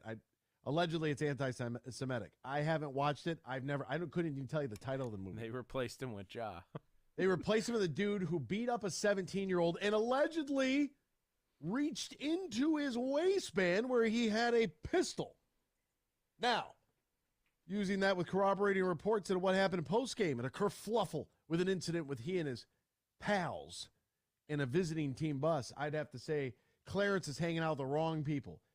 I don't know why you want to be a gangster, Mr. John Morant. I don't know what the appeal to it is. Like, I'm really not sure. Like, everyone gets caught. If they got Capone in the 30s for tax evasion without computers, they're going to get you with closed circuit television, wires. Like, you're going to get caught. They're like, you're going to do time. What is attractive about that? I don't get it. So stupid. Anyways, fun night of basketball last night. Was it just me or watching Michigan, Illinois? Man, did that feel like a tournament game. It felt like, this was the Big Ten tournament semifinal. Like, just the going back and forth, looked like Illinois for most of that game was in control. They were out hustling Michigan. They were just taking it inside, and then all of a sudden they were going for that dagger. Like, we want the big three to really put this away, and why they kept doing it, Michigan really was – they just, dug their boots in and just climbed all the way back in. And once it got to overtime, I was like, wow, this is done. Illinois blew this game because they were trying to go for this game-ending shot, like 3-point shot, and they weren't hitting it. They were not doing what got them to that point, and that was getting a switch, getting a guard with a big man, and just taking it to the rim. Yeah. And if when you're watching Illinois versus Michigan, it just had and I figured at some point I was going to get some texts or some tweets from some Illinois people. I had a lot of fun watching that game. I mean, that was college basketball at its finest last night. Double overtime, a lot on the line for both teams. Kids selling out, diving for the loose ball, trying to rebound, making shots, missing shots, heartbreak, fouling, turnovers, like all the things that go into college basketball. And I know that we all have a game left to play in the Big Ten season. But my goodness, like it is last night just really had that feel of a tournament game. And I had a lot of fun watching it. I really, truly did. How did you feel about that goaltending that was called on Illinois? Look, you can't – and I'm surprised it's not called more often, because what we're seeing in college basketball, I see a lot of this, is that when a player, let's say, goes up for a layup, a guy will go for an attempted block and slap the backboard. If you think that doesn't affect the hoop, you're out of your mind. Well, that is a goaltending, slapping the backboard, isn't it? They're letting it go. It's supposed to be, but you see it all the time, and it's like, dude, you hit the actual basket. Like, if you touch the basket while the ball is either going up off the backboard before it has touched the rim, if it's still over the cylinder, these are all it's goaltending violation. So for me, I'm not mad when they call it. If your hand gets stuck in the net, it's a goaltend. The big question is should we stay with the way goaltending is called in today's game, or move to more of what FIBA and how, like, hey, once it's up, it's playable. I don't necessarily like that. I do kind of like the way that we do it, because I feel like then you just give the larger human even more of an advantage, how much more of an advantage they need. So I do like the way that we call it. I don't like the way that we shoot sometimes. I'll tell you that much from a Michigan fan perspective. This is not reference to this game last night, just something that I've noticed throughout the last few weeks. Remember at the beginning of the year in college basketball where they were calling flopping, and then all of a sudden the year turned and they're just like, yeah, we're not calling that anymore. Yeah. And sometimes it's just blatantly obvious. Guy starts backing down, the defender just flops. Gets the charge call. It's a block charge is always tough too. It's always tough. That's why that restricted area line is such an easy out for the ref. Oh, foot was on the line. I don't like when guys slide in late. I really don't like that at all. But then again, I'm also the person that says if you pump fake and the guy jumps and you jump into him, wasn't that supposed to be a foul call this year? And they've just completely gotten away from that. Like you are adjusting your shot and initiating the contact with the defender who's already in the air. That to me, they should say find that's you what for Terrence Shannon tried to do it late in the game. Mm-hmm. And he just completely bricked the three. Yeah, Terrence Shannon, he was not good for 35 minutes that game. But was he a little stinker at the end there, wasn't he? Yeah. Like I kept watching that whole game, just like, where is he? Thought he was supposed to be, the guy coming here and turn keep Illinois up at that top tier of the Big Ten. 13 of 16 from the line. By himself. Pretty he is fast though. They're very fast. And look, I mean it's a team between Bishanishvili, Kofi Coburn, Curbelo, Travis Scott, aka Trent Frazier. Like they've had a nice little run here. Let's get to James and Burton, who wants to talk a little shooty hoops as well. James, good morning to you, my friend. How are you, partner? Hello, Anthony. How is it? I'm okay. Late night last night, double overtime, and then the Red Wings wanted to go over in overtime, and everybody wants to go into overtime. Red Wings played last night? They did, and they lost in overtime. Good night. I didn't even know that. Yeah, terrible. It was a dogfight. They just kept scoring. It was 5-4 was the final score. Well, they pretty much showing their Stanley Cup playoffs. And yeah, they made their beds. Time to lay in it.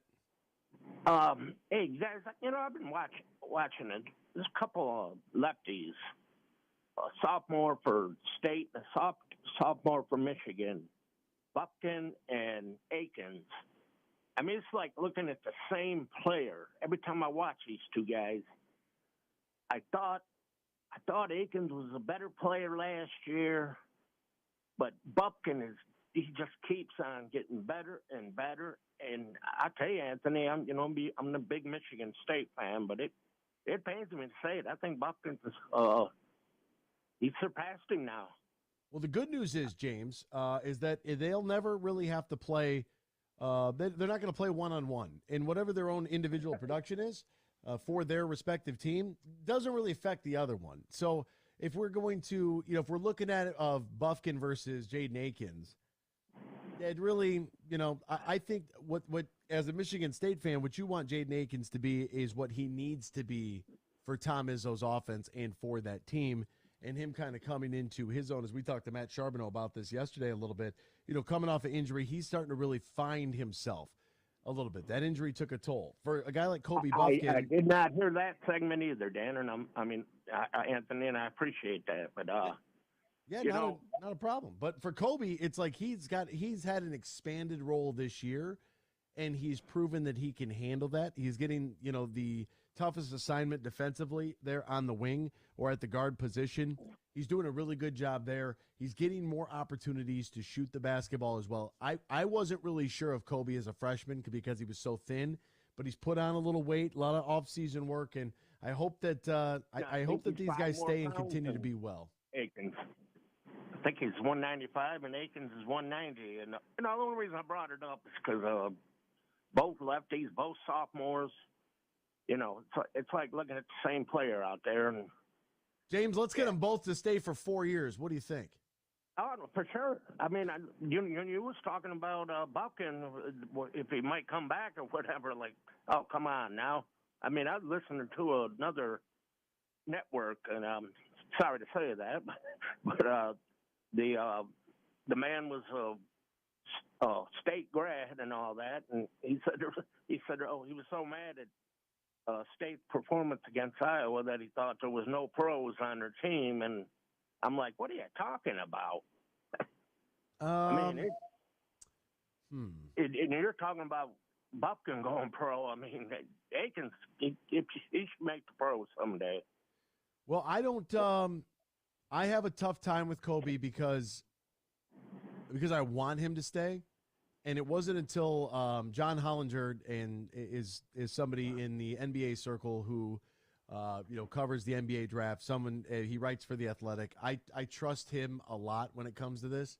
He wrote an article about to say 2 months ago, a month and a half ago, about Kobe Buffkin's rise into the first round, maybe into the lottery. And that's when I was like, all right, everybody else is seeing it. Like, don't read your own newspaper clippings here because it's real. And that to me, because I want him to stay because he's a likable kid. But, if the money's there, I just want you to go. I want you to be able to go to the league and He's have fine. success. He can go to the league. That's great. And that's another thing. They're both great kids. Yeah, they're good Great humans. kids. That's got to count for something, right? I'm glad that we have this. And as a Michigan fan who is, every other day out of the year, I'll pull for Jaden Akins in Michigan State. I'll root for Tom Izzo. I like him. I think he's enjoyable to listen to when they come to Ann Arbor. I like his team. I just don't like him the one time they play Michigan. But outside of that, I wish you guys the best, James. Okay, that's all I had. Well, thanks, partner. Appreciate the phone call this morning. Back. I hope everybody comes back for state. I mean, they still can, even Hauser. Bring them all back, says James and Burton. Thank you, James. Thanks. Good talking to you guys. Good talking to you, my friend. How about this for James real quick? Look at us all getting along. Come here, Ryan. Bring it in. Give me a hug. Come on. No, I like Kobe Buffkin so much that I want him to go to the league. That's how much I like him. It's a lie. Don't listen to this No, man. but it is a compliment, though. It's like, I don't want him back because he's really good. Yeah, he's a good player. And that's why I always said I hated John Beilein because he was too good at his job. I said this yesterday. Here's something else for the Michigan fan out there. Do you know who Doug McDaniel is going to grow into being because of Jalen Llewellyn's injury? He's going to be Derek Walton. I said that to the group chat yesterday as we were continuing this college basketball talk, and they were like, that's ridiculous. You putting him up on a pedestal. You got to get to Xavier Simpson before you get to Derek. Well, I said, look at Doug McDaniel in a year that he's not even supposed to be playing 38, 39, 40 minutes a night. Look what Doug is doing. He is 3 points, 1 rebound, and 1 assist, and I just did some rounding there because it's like less than 1 assist and less than 1 rebound. But just round. 3 points, 1 rebound, 1 assist away from Derek Walton's career averages in his freshman season. And they're like, oh, I didn't know that. No, he could. MLive did a story. I think Andrew Kahn wrote it on Doug and how Doug was forced to grow up. And so many times there are so many stories of kids that are literally born into situations where they just don't have a chance. And Doug's mom and the impact that she had to try to guard her child and try to get her child out of that situation. Check it out on MLive. I'll tweet the link to the story because a Michigan fan or not, because Doug's a lovable character too. He doesn't really say a whole lot. I don't even know if he talks. To be honest with you, I don't know if I've ever heard his voice. Like, he doesn't really talk that much on the floor. Coaches come out to him, whether it's Coach Washington or Coach Isley or Coach Howard or Big Phil, and they'll come out and talk to him. And he won't say anything. He just nods his head and okay, just seems like very quiet. And part of the story was talking about how difficult it can be to relate sometimes to your teammates when they haven't had to go through the things that you've gone through. Being in a house without heat, being, in the roof leaks every time it rains, and, your older, relatives being shot and killed because they chose to go one direction and stay out of, and your mom's effort to get you into programs to keep you away from that. Like, it's a pretty good story. So I will tweet that link here during the break, and we'll be back with more X's and Bros after this. Shout out to Doug McBuckets here on X's and Bros on the Michigan Sports Network. It's time to go on the court with Johnny Kane. NBA fans, it is time to bring the hoops action to the palm of your hand with DraftKings Sportsbook, an official sports betting partner of the NBA. This week, new customers can bet $5 on the NBA and get $200 in bonus bets. All you have to do is download the DraftKings app, and when you sign up, just use the promo code HUGE. Then bet $5 on the NBA and instantly get $200 in bonus bets. That's DraftKings Sportsbook. Pistons look to get back on their feet tomorrow night in Cleveland to try to snap a 6-game skid, but Cleveland's been a tough matchup for Detroit. Their sheer size is a big reason why Detroit acquired James Wiseman from Golden State to add some length in the front court. The last time these two teams faced was in early February, 24 rebounds in a rout. That was before the Pistons had Wiseman, and while Marvin Bagley III was still out with a hand injury. How will having those two affect the proceedings on Saturday night? Imagine this, winning big at Soaring Eagle. Get nothing but nets and win up to $15,000 cash. It's the $100,000 Hoop to Win every Saturday in March, 6 to 11 p.m. Shoot to win each week. And on March 25th, players compete for up to $15,000. The $100,000 Hoop to Win giveaway. Only at Soaring Eagle Casino and Resort. Your getaway reimagined. Visit SoaringEagleCasino.com for complete rules and details. The new M-Perks is here. Reward yourself with dollars off your purchases, fuel rewards, and more at Meijer. Earn 10 points on nearly every dollar you spend when you shop in-store or on Meijer.com. Then use your points to claim and redeem rewards any way you want. Plus, earn points for every qualifying prescription filled at your Meijer pharmacy. Download the Meijer app to sign up, or if you're already using M-Perks, start earning points and saving today. Save more with M-Perks. Exclusions apply. See Meijer.com to learn more. Huge here for my good friend Tom Rosenbach. Now, he's a managing partner at Br0's. They are one of America's top accounting and business firms, and they're stronger than ever before with their new partnership with Dorn Mayhew from the east side of Michigan. If you're a small business, big business, and you're looking for the professionals who can help your business on any tax or business need you have, go to BeanGarter.com. That is BeanGarter.com. And we're close to March Madness, so be looking for our huge bracket challenge where you could win big cash, courtesy of Tom Rosenbach and his team from Bean-Garter. We'll have more details in the coming weeks. But if you're a business decision maker or owner and you're looking for professionals to help your business, contact Tom Rosenbach and his team at Bean-Garter. BeanGarter.com. We might have just come out with our most refreshing Michelob Ultra Organic Seltzer yet. It's called the Essential Collection. It's made with coconut water and real fruit juice, so it's always going to have a real refreshing fruit taste. Can refreshing get any more refreshing? Yep, it can, and it just did.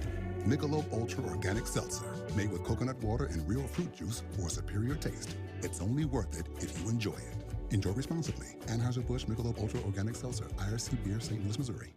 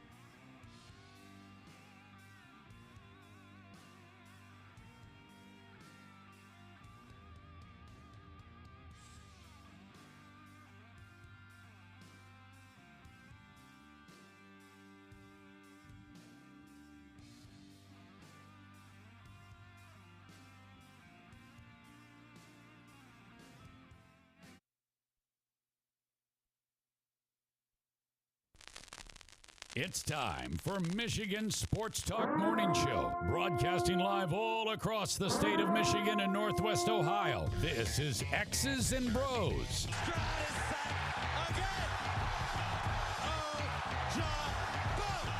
Swings it out to Sadiq Bey. Gets Benny B. To Abdul-Rahman at midcourt. Extra pass. And it goes for the win. The three-pointer by Jordan Poole. Here's the give. Walker. Kenneth Walker. Touchdown. Spotty. Goff's got it. Back. Looks. Throws. Ends up. Yes. Caught. Touchdown. Detroit Lions. They did it. Amon-Ra St. Brown in the receiving end. Sends one to deep left center field. Back it goes, and that ball's out of here. A grand slam from Miguel Cabrera. He's got 2 goals. Larkin in on goal. Scores! His first career hat trick in his 7th season for Dylan Larkin. Here's your host, Anthony Bellino.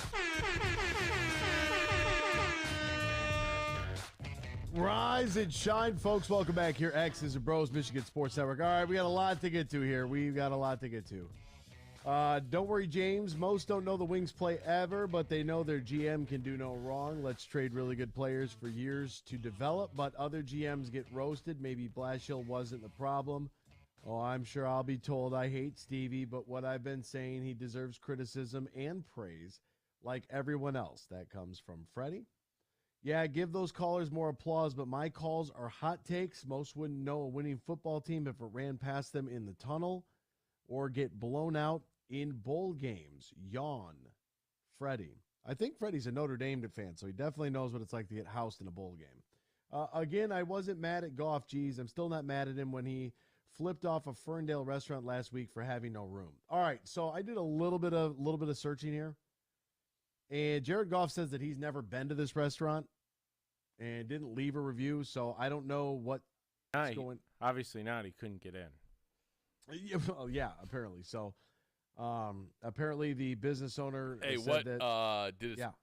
I'll just look it up. I want to know what the restaurant is. Valentine's or Valentine's, depending on how. Valentine's Vodka? Distillery in Ferndale. What a weird. What do you do when Jared Goff from the Detroit have you ever been? Lions? Let me tell you, guys. I don't know if neither of you have been to Valentine's Vodka in Ferndale. The room has about 8 chairs. The entire place. So there's no room in there ever. This is what he said. What do you do when Jared Goff from the Detroit Lions comes to your business and swears at your staff because his group can't be seated and then flips the bird to the rest of your customers? You forget about it until they damage your business's reputation by leaving a bad review. My Lions jersey is going in the trash. I have a hard time believing that. Nah, I don't know. Something. Hard time. That doesn't seem like Jared Goff. And Jared Goff responded, saying, yo, I've never been to your restaurant. I'd be happy to come by. If you need a new jersey, let me know. But I didn't write a review or have anybody write a review on my behalf. I've never been to your place. So maybe there was confusion about to whom it was. And if so, it's a bad look. Can't go around throwing out accusations like that. Again, I wasn't mad at Goff, geez, and I'm still not mad at him. Oh, yeah, it's the part. But go take more calls from callers to trade this year's one for another next year. So our 2 ones will get us a quarterback next year because teams who really need a quarterback really want 2 of your ones in the 20s when you already have. I don't even know how to read that. I mean, that's just a kerfluffle. Freddie sounds like a petulant child every time he calls in. I've never heard a caller hijack a show and complain about being talked over as much as him. I can only assume his advertising pays for 80% of the show. It's the only way I could see him getting away with his behavior. He does not have good takes and is not entertaining. Wow, that's a scorcher right there. Look, we can all get along here, folks. Let's all get along. USDA Scott is on hold. He probably wants to fight this morning. Hello, Scott. I'm not in a fighting mood. Here you go. I got a story for you. You ready for this? So we have beef tenderloins on sale. $19.95 a pound. Guy came in, wanted a tenderloin, okay? Trimmed and cut into fillets, okay. Thought it was $19.95 for the whole thing.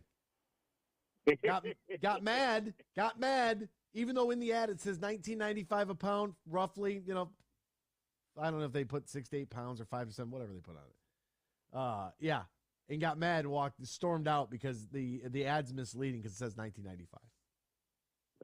Oh boy, what are you gonna do except tell him? Tell him to look sorry. twice before he crosses the road. That's what you tell him. You got to help these people Bingo. out. Buckle up for safety. Yeah, no, that's a good deal, man. For Tenderloin, if it's choice or prime. But no, I just wanted to real quickly. The problem for Michigan State and Michigan with Bufkin and Akins is that Bufkin's playing his best basketball when he's going to be seen the most here at the end of the year in the tournament and everything. And he was already sought after as an up-and-comer, just maybe not ready this year. But as he improves as the season goes on, the NBA people lick their chops. Same with Jaden Akins. Jaden Akins had the foot injury, and now he's starting to play, and they're saying, oh, well, God, he would have been this the whole year if he wouldn't have the foot injury. So good time for those kids to play well because they're helping their teams, but bad timing in the fact if you want to keep them because the draft this year is just not that deep. Well, and it's Scott. There were the Indiana game. Indiana comes to Michigan. There were over 20 NBA scouts in the building. Like there's scouts in the building every single night. Like they're always at U of M.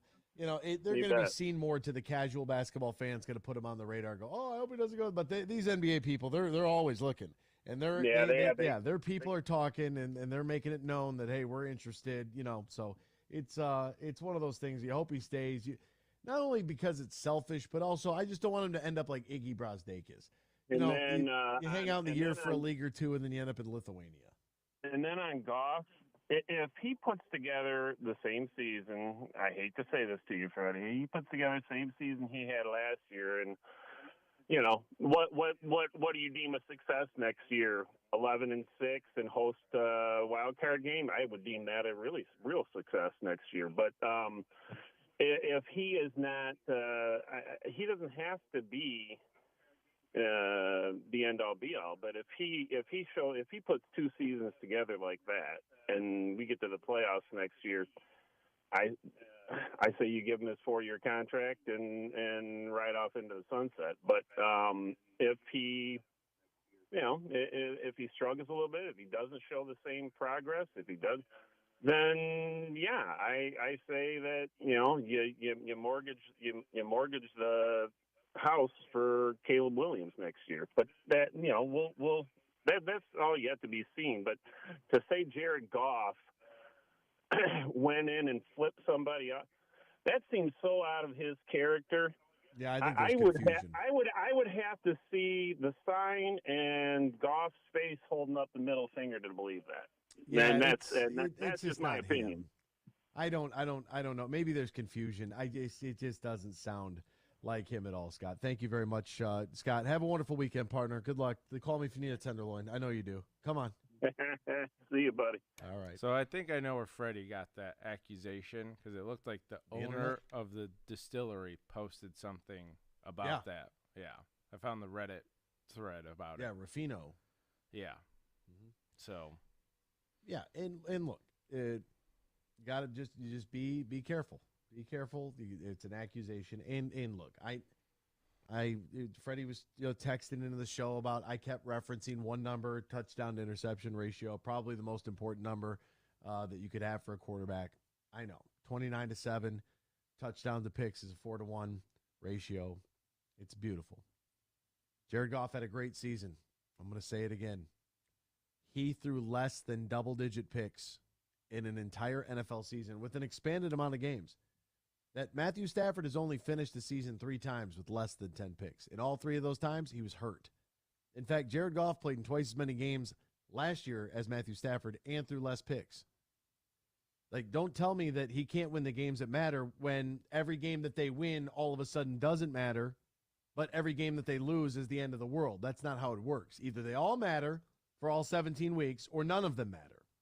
Because this is the NFL, where they all matter. So you can't tell me that he couldn't win a game when he puts up 35 points against Philly in week 1 because the defense doesn't show up. That doesn't work. That doesn't work here. We'll step aside. We'll be back with more X's and Bros after this here on the Michigan Sports Network. Imagine this, winning big at Soaring Eagle. Get nothing but nets and win up to $15,000 cash. It's the $100,000 Hoop to Win every Saturday in March, 6 to 11 p.m. Shoot to win each week. And on March 25th, players compete for up to $15,000. The $100,000 Hoop to Win giveaway. Only at Soaring Eagle Casino and Resort. Your getaway reimagined. Visit SoaringEagleCasino.com for complete rules and details. Huge here for the Michigan High School Athletic Association. You can stay up to date on the latest from Lansing 24/7 at MHSAA.com, at MHSAA on Twitter, and MHSAA on Facebook. The latest news, press releases, and stories connected to every high school in the state of Michigan, available for you 24/7 from the Michigan High School Athletic Association. Log on to MHSAA.com, at MHSAA on Twitter, and MHSAA on Facebook. And if you're looking for archive boys and girls high school sports, MHSAA.TV. That's MHSAA.TV. 24/7, everything you need to know about high school sports in Michigan. Log on to MHSAA.com. The new M-Perks is here. Reward yourself with dollars off your purchases, fuel rewards, and more at Meijer. Earn 10 points on nearly every dollar you spend when you shop in-store or on Meijer.com. Then use your points to claim and redeem rewards any way you want. Plus, earn points for every qualifying prescription filled at your Meijer pharmacy. Download the Meijer app to sign up, or if you're already using M-Perks, start earning points and saving today. Save more with M-Perks. Exclusions apply. See Meijer.com to learn more.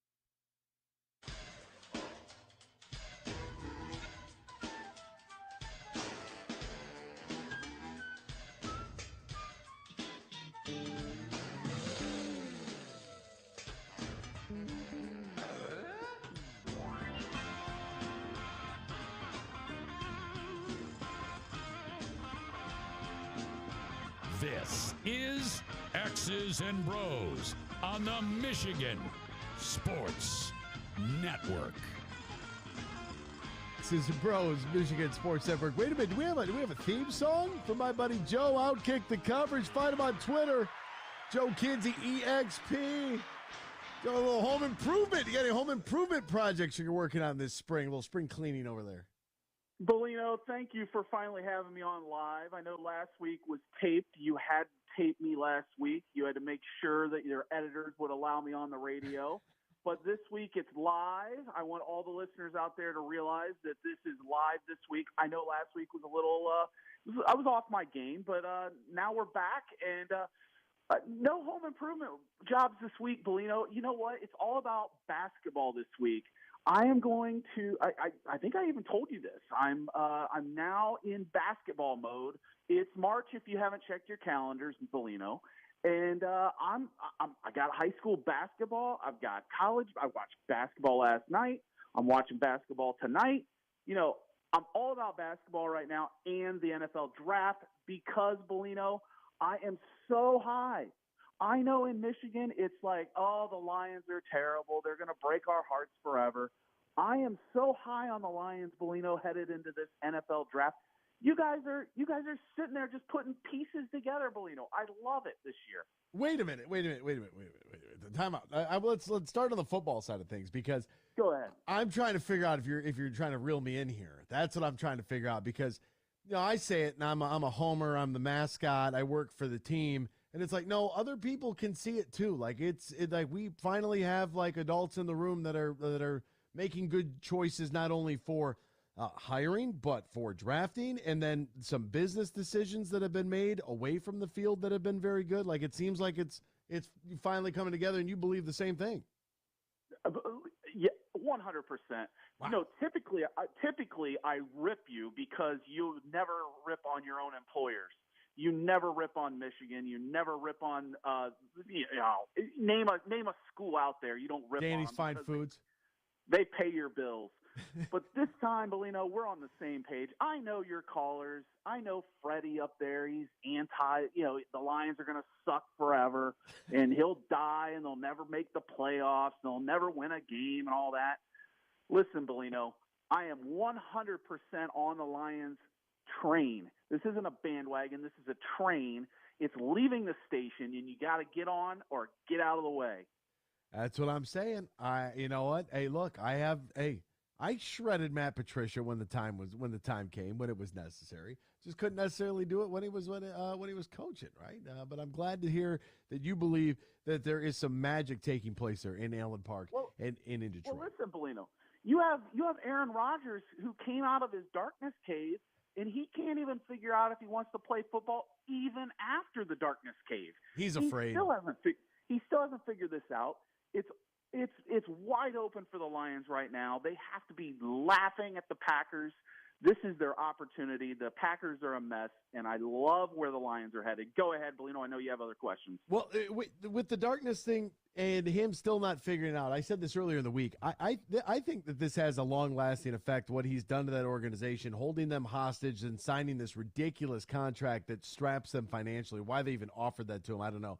I think they should have moved on from him. I think this damages his legacy. Well, I mean, are they going to trade him, Bellino? I mean, they still have time to trade him, right? So they do. I think they're going to move him. I think it's Vegas. Vegas needs a Vegas guy. Aaron Rodgers is the Vegas. He's going to be the bad boy. Mr. Darkness Cave, Man in Black. It all fits. It all makes sense. Trade him to the Raiders. It just makes total sense. But I mean, listen, for the Lions, I need these guys to start believing because you guys are right there, Bellino. I smell a playoff victory either this upcoming season or in 24 guaranteed. Mark it down. I love that. I love Aaron Rodgers too. Can you imagine him getting off the private jet? The PJ in Las Vegas with the jeans and the Nicolas Cage slick back hair and beater on from Con Air, just like he showed up. Like I love that. Him coming out of the desert, maybe some cowboy boots on. I could see it all happening right before my eyes. All right, college basketball. Did you watch Michigan, Illinois last night? I did. I mean, was that not? Does that not get the juices flowing? Are you ready? I know it's March 3rd, but are you ready? I told you how ready I am. I've been going to high school playoff basketball games, Bellino. That's how ready I am. I mean, listen, I'm thinking about MAC tournament. I'm thinking about NCAA tournament. I'm thinking about attending games. I mean, that's how into this I am right now. I caught the fever. It's official. Are you going to Cleveland next week? Well, I'm going to Savannah, Georgia, Bellino. I'll be in Savannah next week. I've got do you know the Savannah Bananas, Bellino? I do know the Savannah Bananas. One of the best gimmicks in all of sports. I am going to a Savannah Bananas game. It's screen caps on spring break next weekend in Savannah, Georgia, at the Savannah Banana game. Former Tiger Johnny Damon is a banana now. Johnny Damon plays for him? Yes. Did you know that, Joe? I did. Yeah, it's a bucket list item, Bellino. It's been on my bucket list since I've seen like the flaming bats and the guy on stilts throwing pitches. I cannot wait to get down to Savannah for the Bananas. All right, so you're going to do that next weekend. I'm trying to get this show on the road to go to Cleveland for Thursday and Friday for the Mid-American Conference Tournament. The Rockets, men's and women's combined 26 consecutive victories between the two. Men are riding a 14-game winning streak. Women riding a 12-game winning streak. Is this the year the men's team breaks the curse and goes to the NCAA tournament? Bellino, if not now, when is all I have to say. It makes too much sense. I mean, it's all coming together. Let's just go on a run this year. Toledo hasn't been since, 1980, 81 to the NCAA tournament. It has to happen. By the way, I was just last night talking college basketball at the bar with a guy, a buddy of mine, and I said, listen, Toledo is dangerous when they get in the tournament because they can score, Bellino. All these other teams, they have trouble running on offense. They're a mess offensively. Toledo can score a lot of points. These other teams won't want to play Toledo. Now we got to get them in.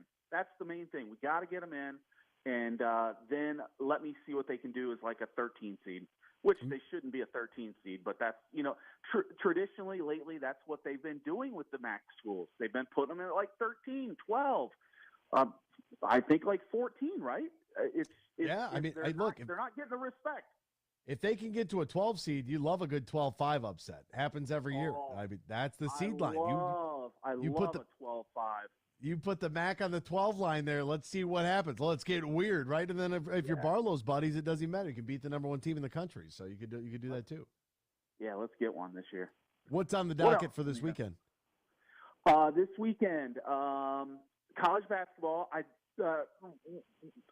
All these tournaments are starting. I got to get in. These games are going to like midnight, 1 a.m. I got to be watching. I got to be in. I got to know what to do with the brackets. I love they're fighting down there at the Ohio Valley Conference. They're punching each other. Emotions are high. Everybody knows what's on the line this time of year. The fans can feel it. It's win and get in, and you're going to fight your way in. And I love that. Literally. I love that kind of. What's that? I said literally, fight your way in. Yeah, I love it. I'm going to play some PlayStation 5, 2K23 golf, March Madness on on 2 TVs, golf on the other. You know what, Bellino? That's my weekend right now, and I'm sure it's going to change with kids. I love it. He is Joe Kinsey. Find him on Twitter at JoeKinseyEXP. Find his work, Outkick.com. He just hangs up. He doesn't even say goodbye. Got a couple more texts coming in. I didn't make the accusation. I heard the story in a podcast. I know. I said that the owner of the restaurant is the one that posted it online. He's the one that said it. Like that. That's what I said. So Allegedly. we clarified it after we saw what you tweeted. We did some searching. Yeah. Week 1 didn't matter. Let me know when week 1 or game 1 of any season matters. Pressure creates diamond. Well, if they win week 1, they're in the playoffs. So week 1 did matter now, didn't it? Laugh out loud. Let's go get Caleb Williams. Last year, everyone loved these quarterbacks. Next year, everyone will hate Williams, but love him now. Can't wait for those shows. We got a quarterback, so I'm not worried about Caleb Williams next year. I'm not worried about the quarterbacks this year. I'm not worried about quarterback. There's other positions on the field that you need to address as well. We'll step aside. We'll be back with more X's and Bros after this here on the Michigan Sports Network. Imagine this, winning big at Soaring Eagle. get nothing but net and win up to $15,000 cash. It's the $100,000 Hoop to Win every Saturday in March, 6 to 11 p.m. Shoot to win each week. And on March 25th, players compete for up to $15,000. The $100,000 Hoop to Win giveaway. Only at Soaring Eagle Casino and Resort. Your getaway reimagined. Visit SoaringEagleCasino.com for complete rules and details. Huge here for my good friend Tom Rosenbach. Now, he's a managing partner at Garter. They are one of America's top accounting and business firms, and they're stronger than ever before with their new partnership with Dorn Mayhew from the east side of Michigan. If you're a small business, big business, and you're looking for the professionals who can help your business on any tax or business need you have, go to BeanGarter.com. That is BeanGarter.com. And we're close to March Madness, so be looking for our huge bracket challenge where you could win big cash, courtesy of Tom Rosenbach and his team from Garter. We'll have more details in the coming weeks. But if you're a business decision maker or owner and you're looking for professionals to help your business, contact Tom Rosenbach and his team at Garter. BeanGarter.com. The new M-Perks is here. Reward yourself with dollars off your purchases, fuel rewards, and more at Meijer. Earn 10 points on nearly every dollar you spend when you shop in-store or on Meijer.com. Then use your points to claim and redeem rewards any way you want. Plus, earn points for every qualifying prescription filled at your Meijer pharmacy. Download the Meijer app to sign up, or if you're already using M-Perks, start earning points and saving today. Save more with M-Perks. Exclusions apply. See Meijer.com to learn more.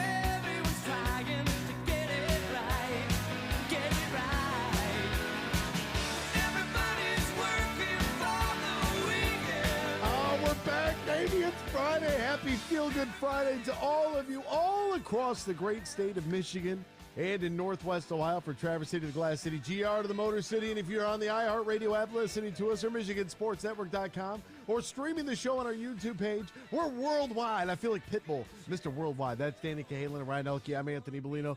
Join us on the horn, folks. The lengths I go for this guy right here. Bring him in, 3 to 6, here on the Michigan Sports Network. The huge one. Huge. Bill Simonson, my friend. How are you, partner? You need a tenderloin, by the way. They're on sale this week. They're $19.95 a pound. Hey, I tell you, Danny's Fine Foods. Anybody ever accuses Danny, Uncle Danny, about false advertising, good luck. That's all I'll tell you. Hey, he was playing golf with MJ last week.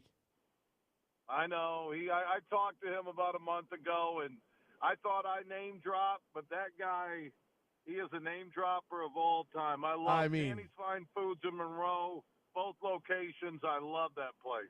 Hey, the group that was behind him that they let him play through. He's like, oh, stop at the halfway house, right? They got everything you need there. You just open the coolers. They got these giant refrigerators. They got sandwiches. They got beers. They got mixed drinks, whatever you want. He's like, Verlander comes walking in. We're like, yeah, you can just play through. He's like, they got 7 guys, everybody on their own cart. They play 18 holes in under 3 hours with 7 guys. Carts go 35 miles an hour.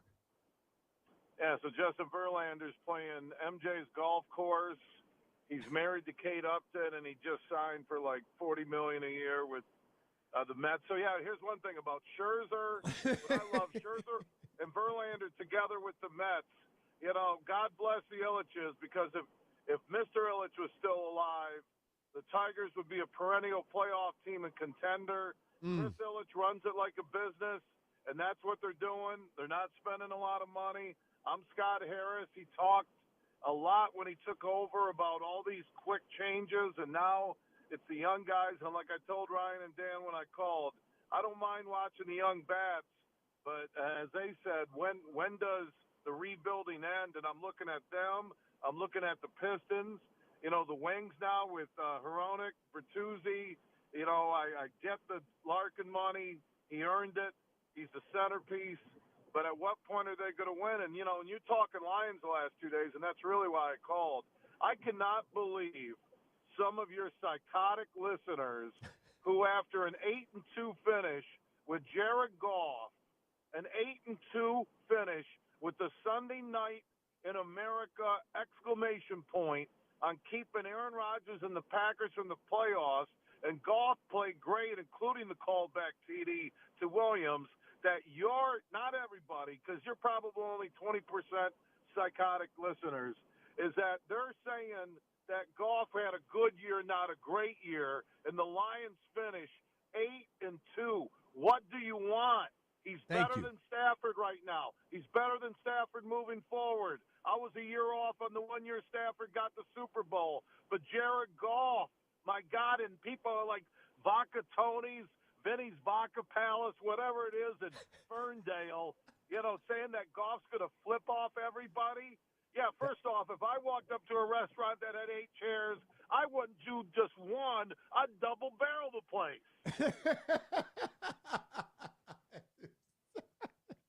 You're not a restaurant if you have 8 chairs. You're a damn Subway. Huge.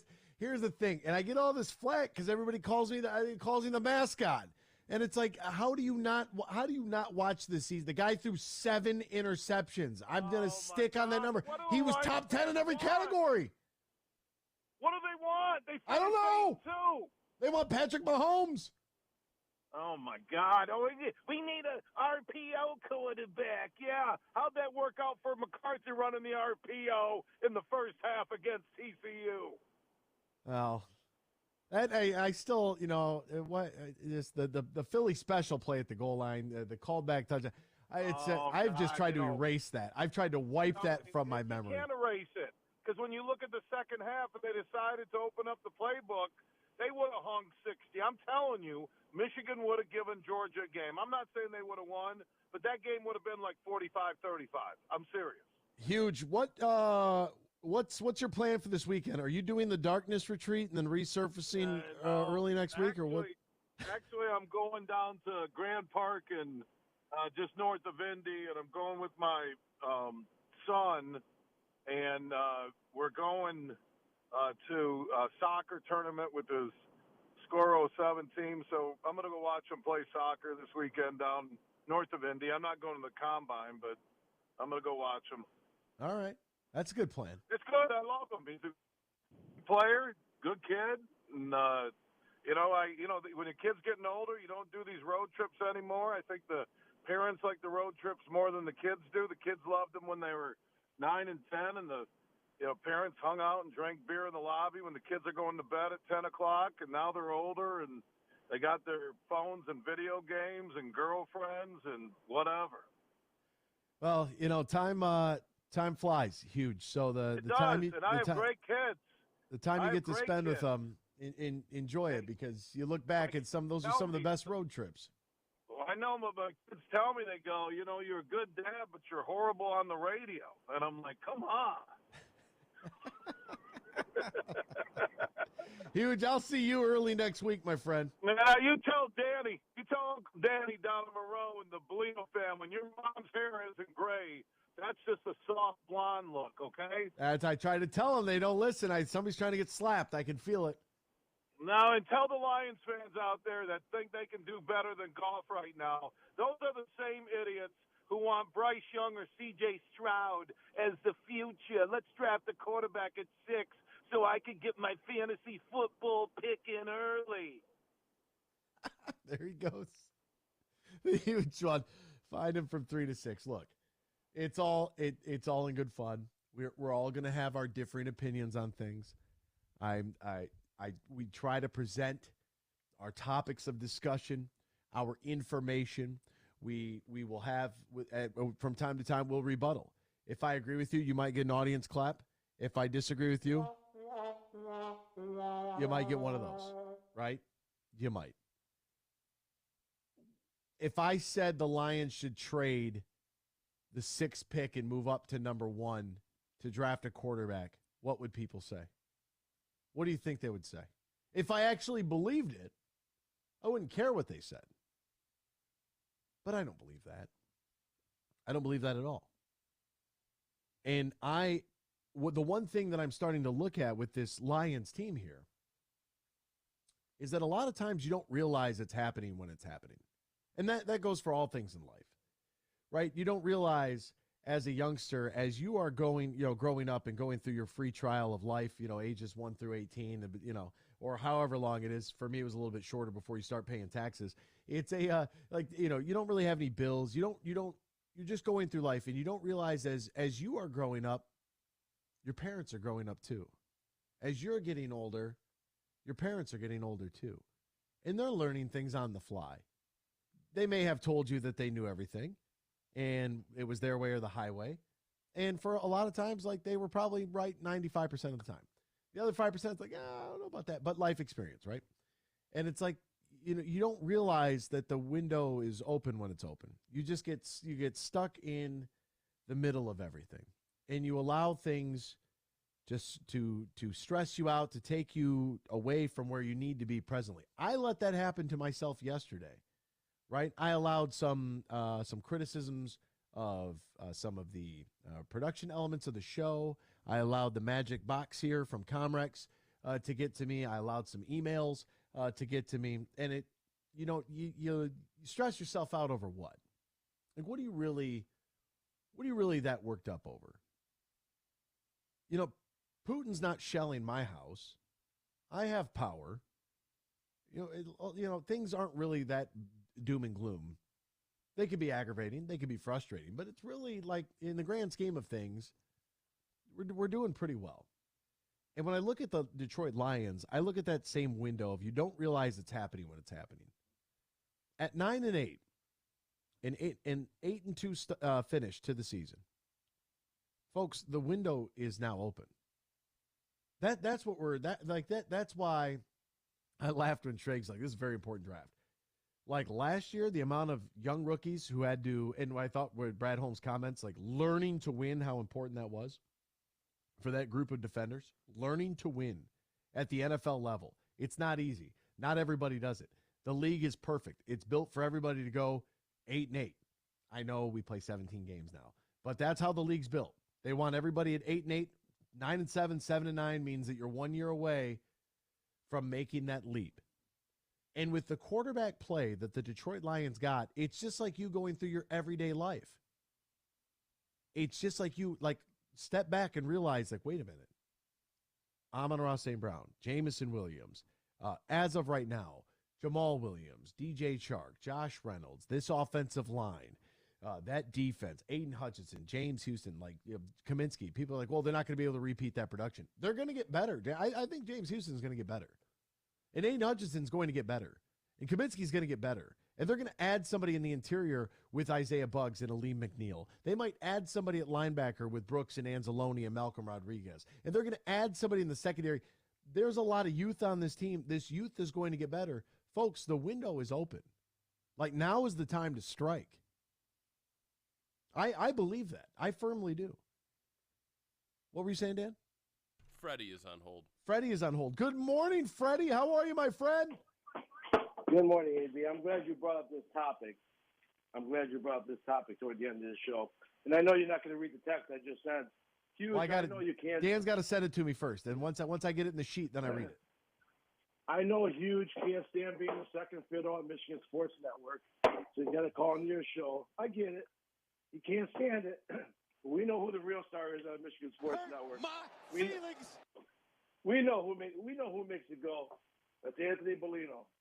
Even though he's a homer, he's a mascot, but he's a good man and he's got a great voice. Now, I'm glad you brought this topic. Listen, I'm with you. I'm cutting though. I'm sorry about the noise. I know the window's open for the Lions. Okay? I know that. But doesn't mean they can't start looking for the future and drafting a quarterback. Okay?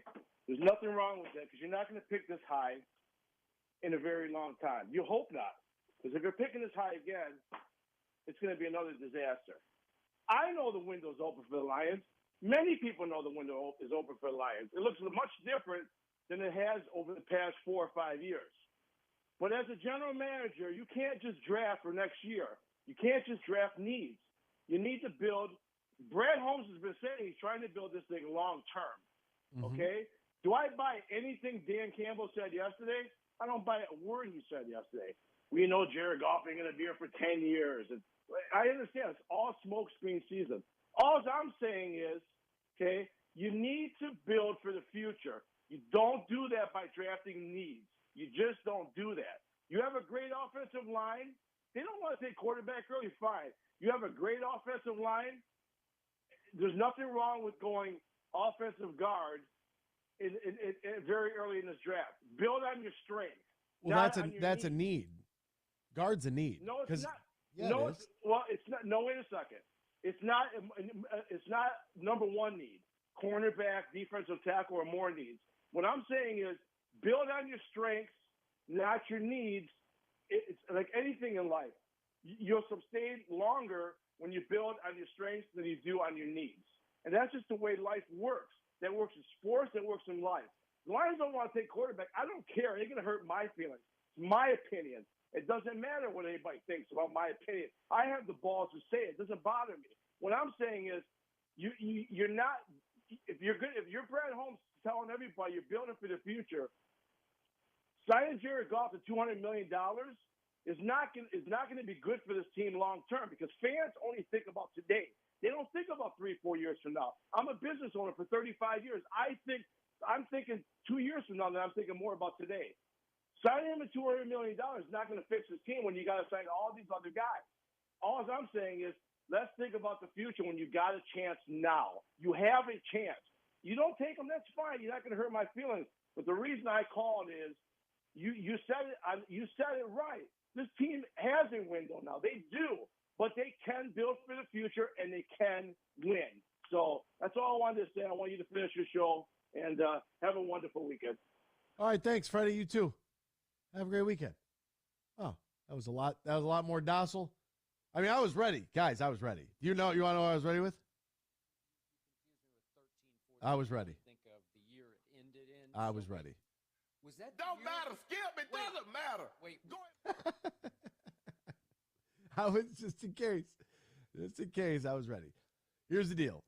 The position of guard, although it is a offensive line, is a position of strength. Moving on from Hal Vaitai, Evan Brown, like the guard is a need. They're going to need that.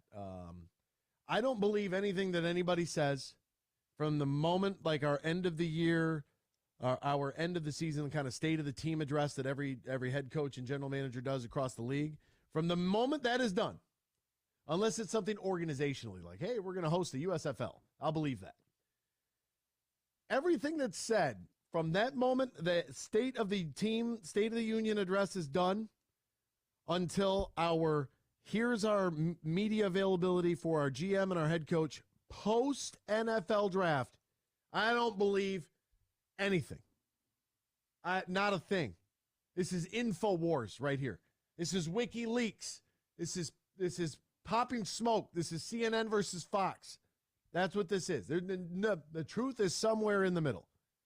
It's somewhere in the middle. Could be a little bit of this. Could be a little bit of that. The truth is in the middle. And I'm not believing Brad Holmes, Dan Campbell.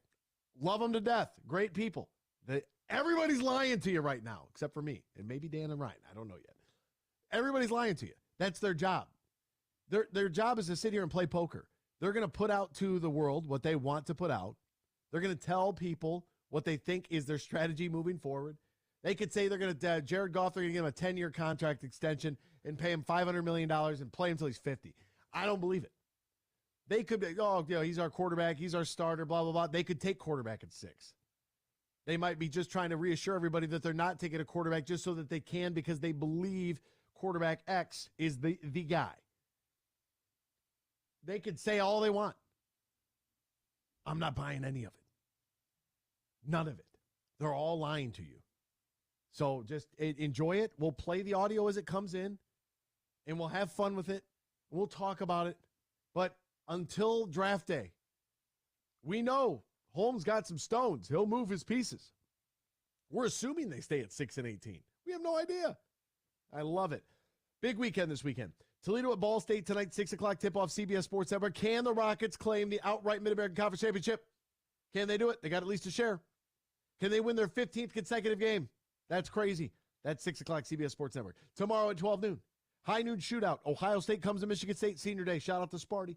Izzo Kids at noon. Tomorrow night, Detroit on the road in Cleveland. Cavs ball against Detroit basketball. Sunday, Manchester United taking on Liverpool. A massive matchup in the Premier League. Followed up by 4:30 tip-off. Michigan on the road against the Hoosier Daddies. 15th in the country. Got to win that. 4:30 CBS. For Dan, Ryan, and Anthony, so long. See you Monday. Same time, same place here on the Michigan Sports Network. The new M-Perks is here. Reward yourself with dollars off your purchases, fuel rewards, and more at Meijer. Earn 10 points on nearly every dollar you spend when you shop in-store or on Meijer.com. Then use your points to claim and redeem rewards any way you want. Plus, earn points for every qualifying prescription filled at your Meijer pharmacy. Download the Meijer app to sign up, or if you're already using M-Perks, start earning points and saving today. Save more with M-Perks. Exclusions apply. See Meijer.com to learn more. Imagine this, winning big at Soaring Eagle. Get nothing but nets and win up to $15,000 cash. It's the $100,000 Hoop to Win every Saturday in March, 6 to 11 p.m. Shoot to win each week. Then on March 25th, players compete for up to $15,000. The $100,000 Hoop to Win giveaway.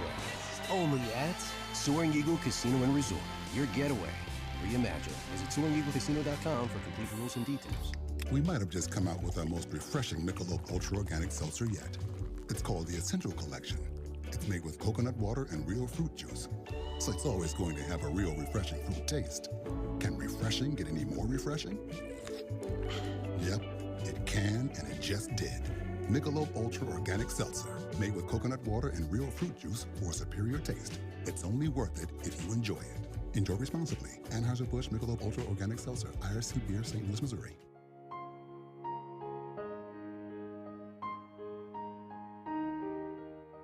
If you or your family is touched by autism, learn more about Freddy's Foundation at #PopTheTap at FreddyThePizzaMan.com. That's FREDI, thepizzaman.com. Email freddythepizzaman@gmail.com.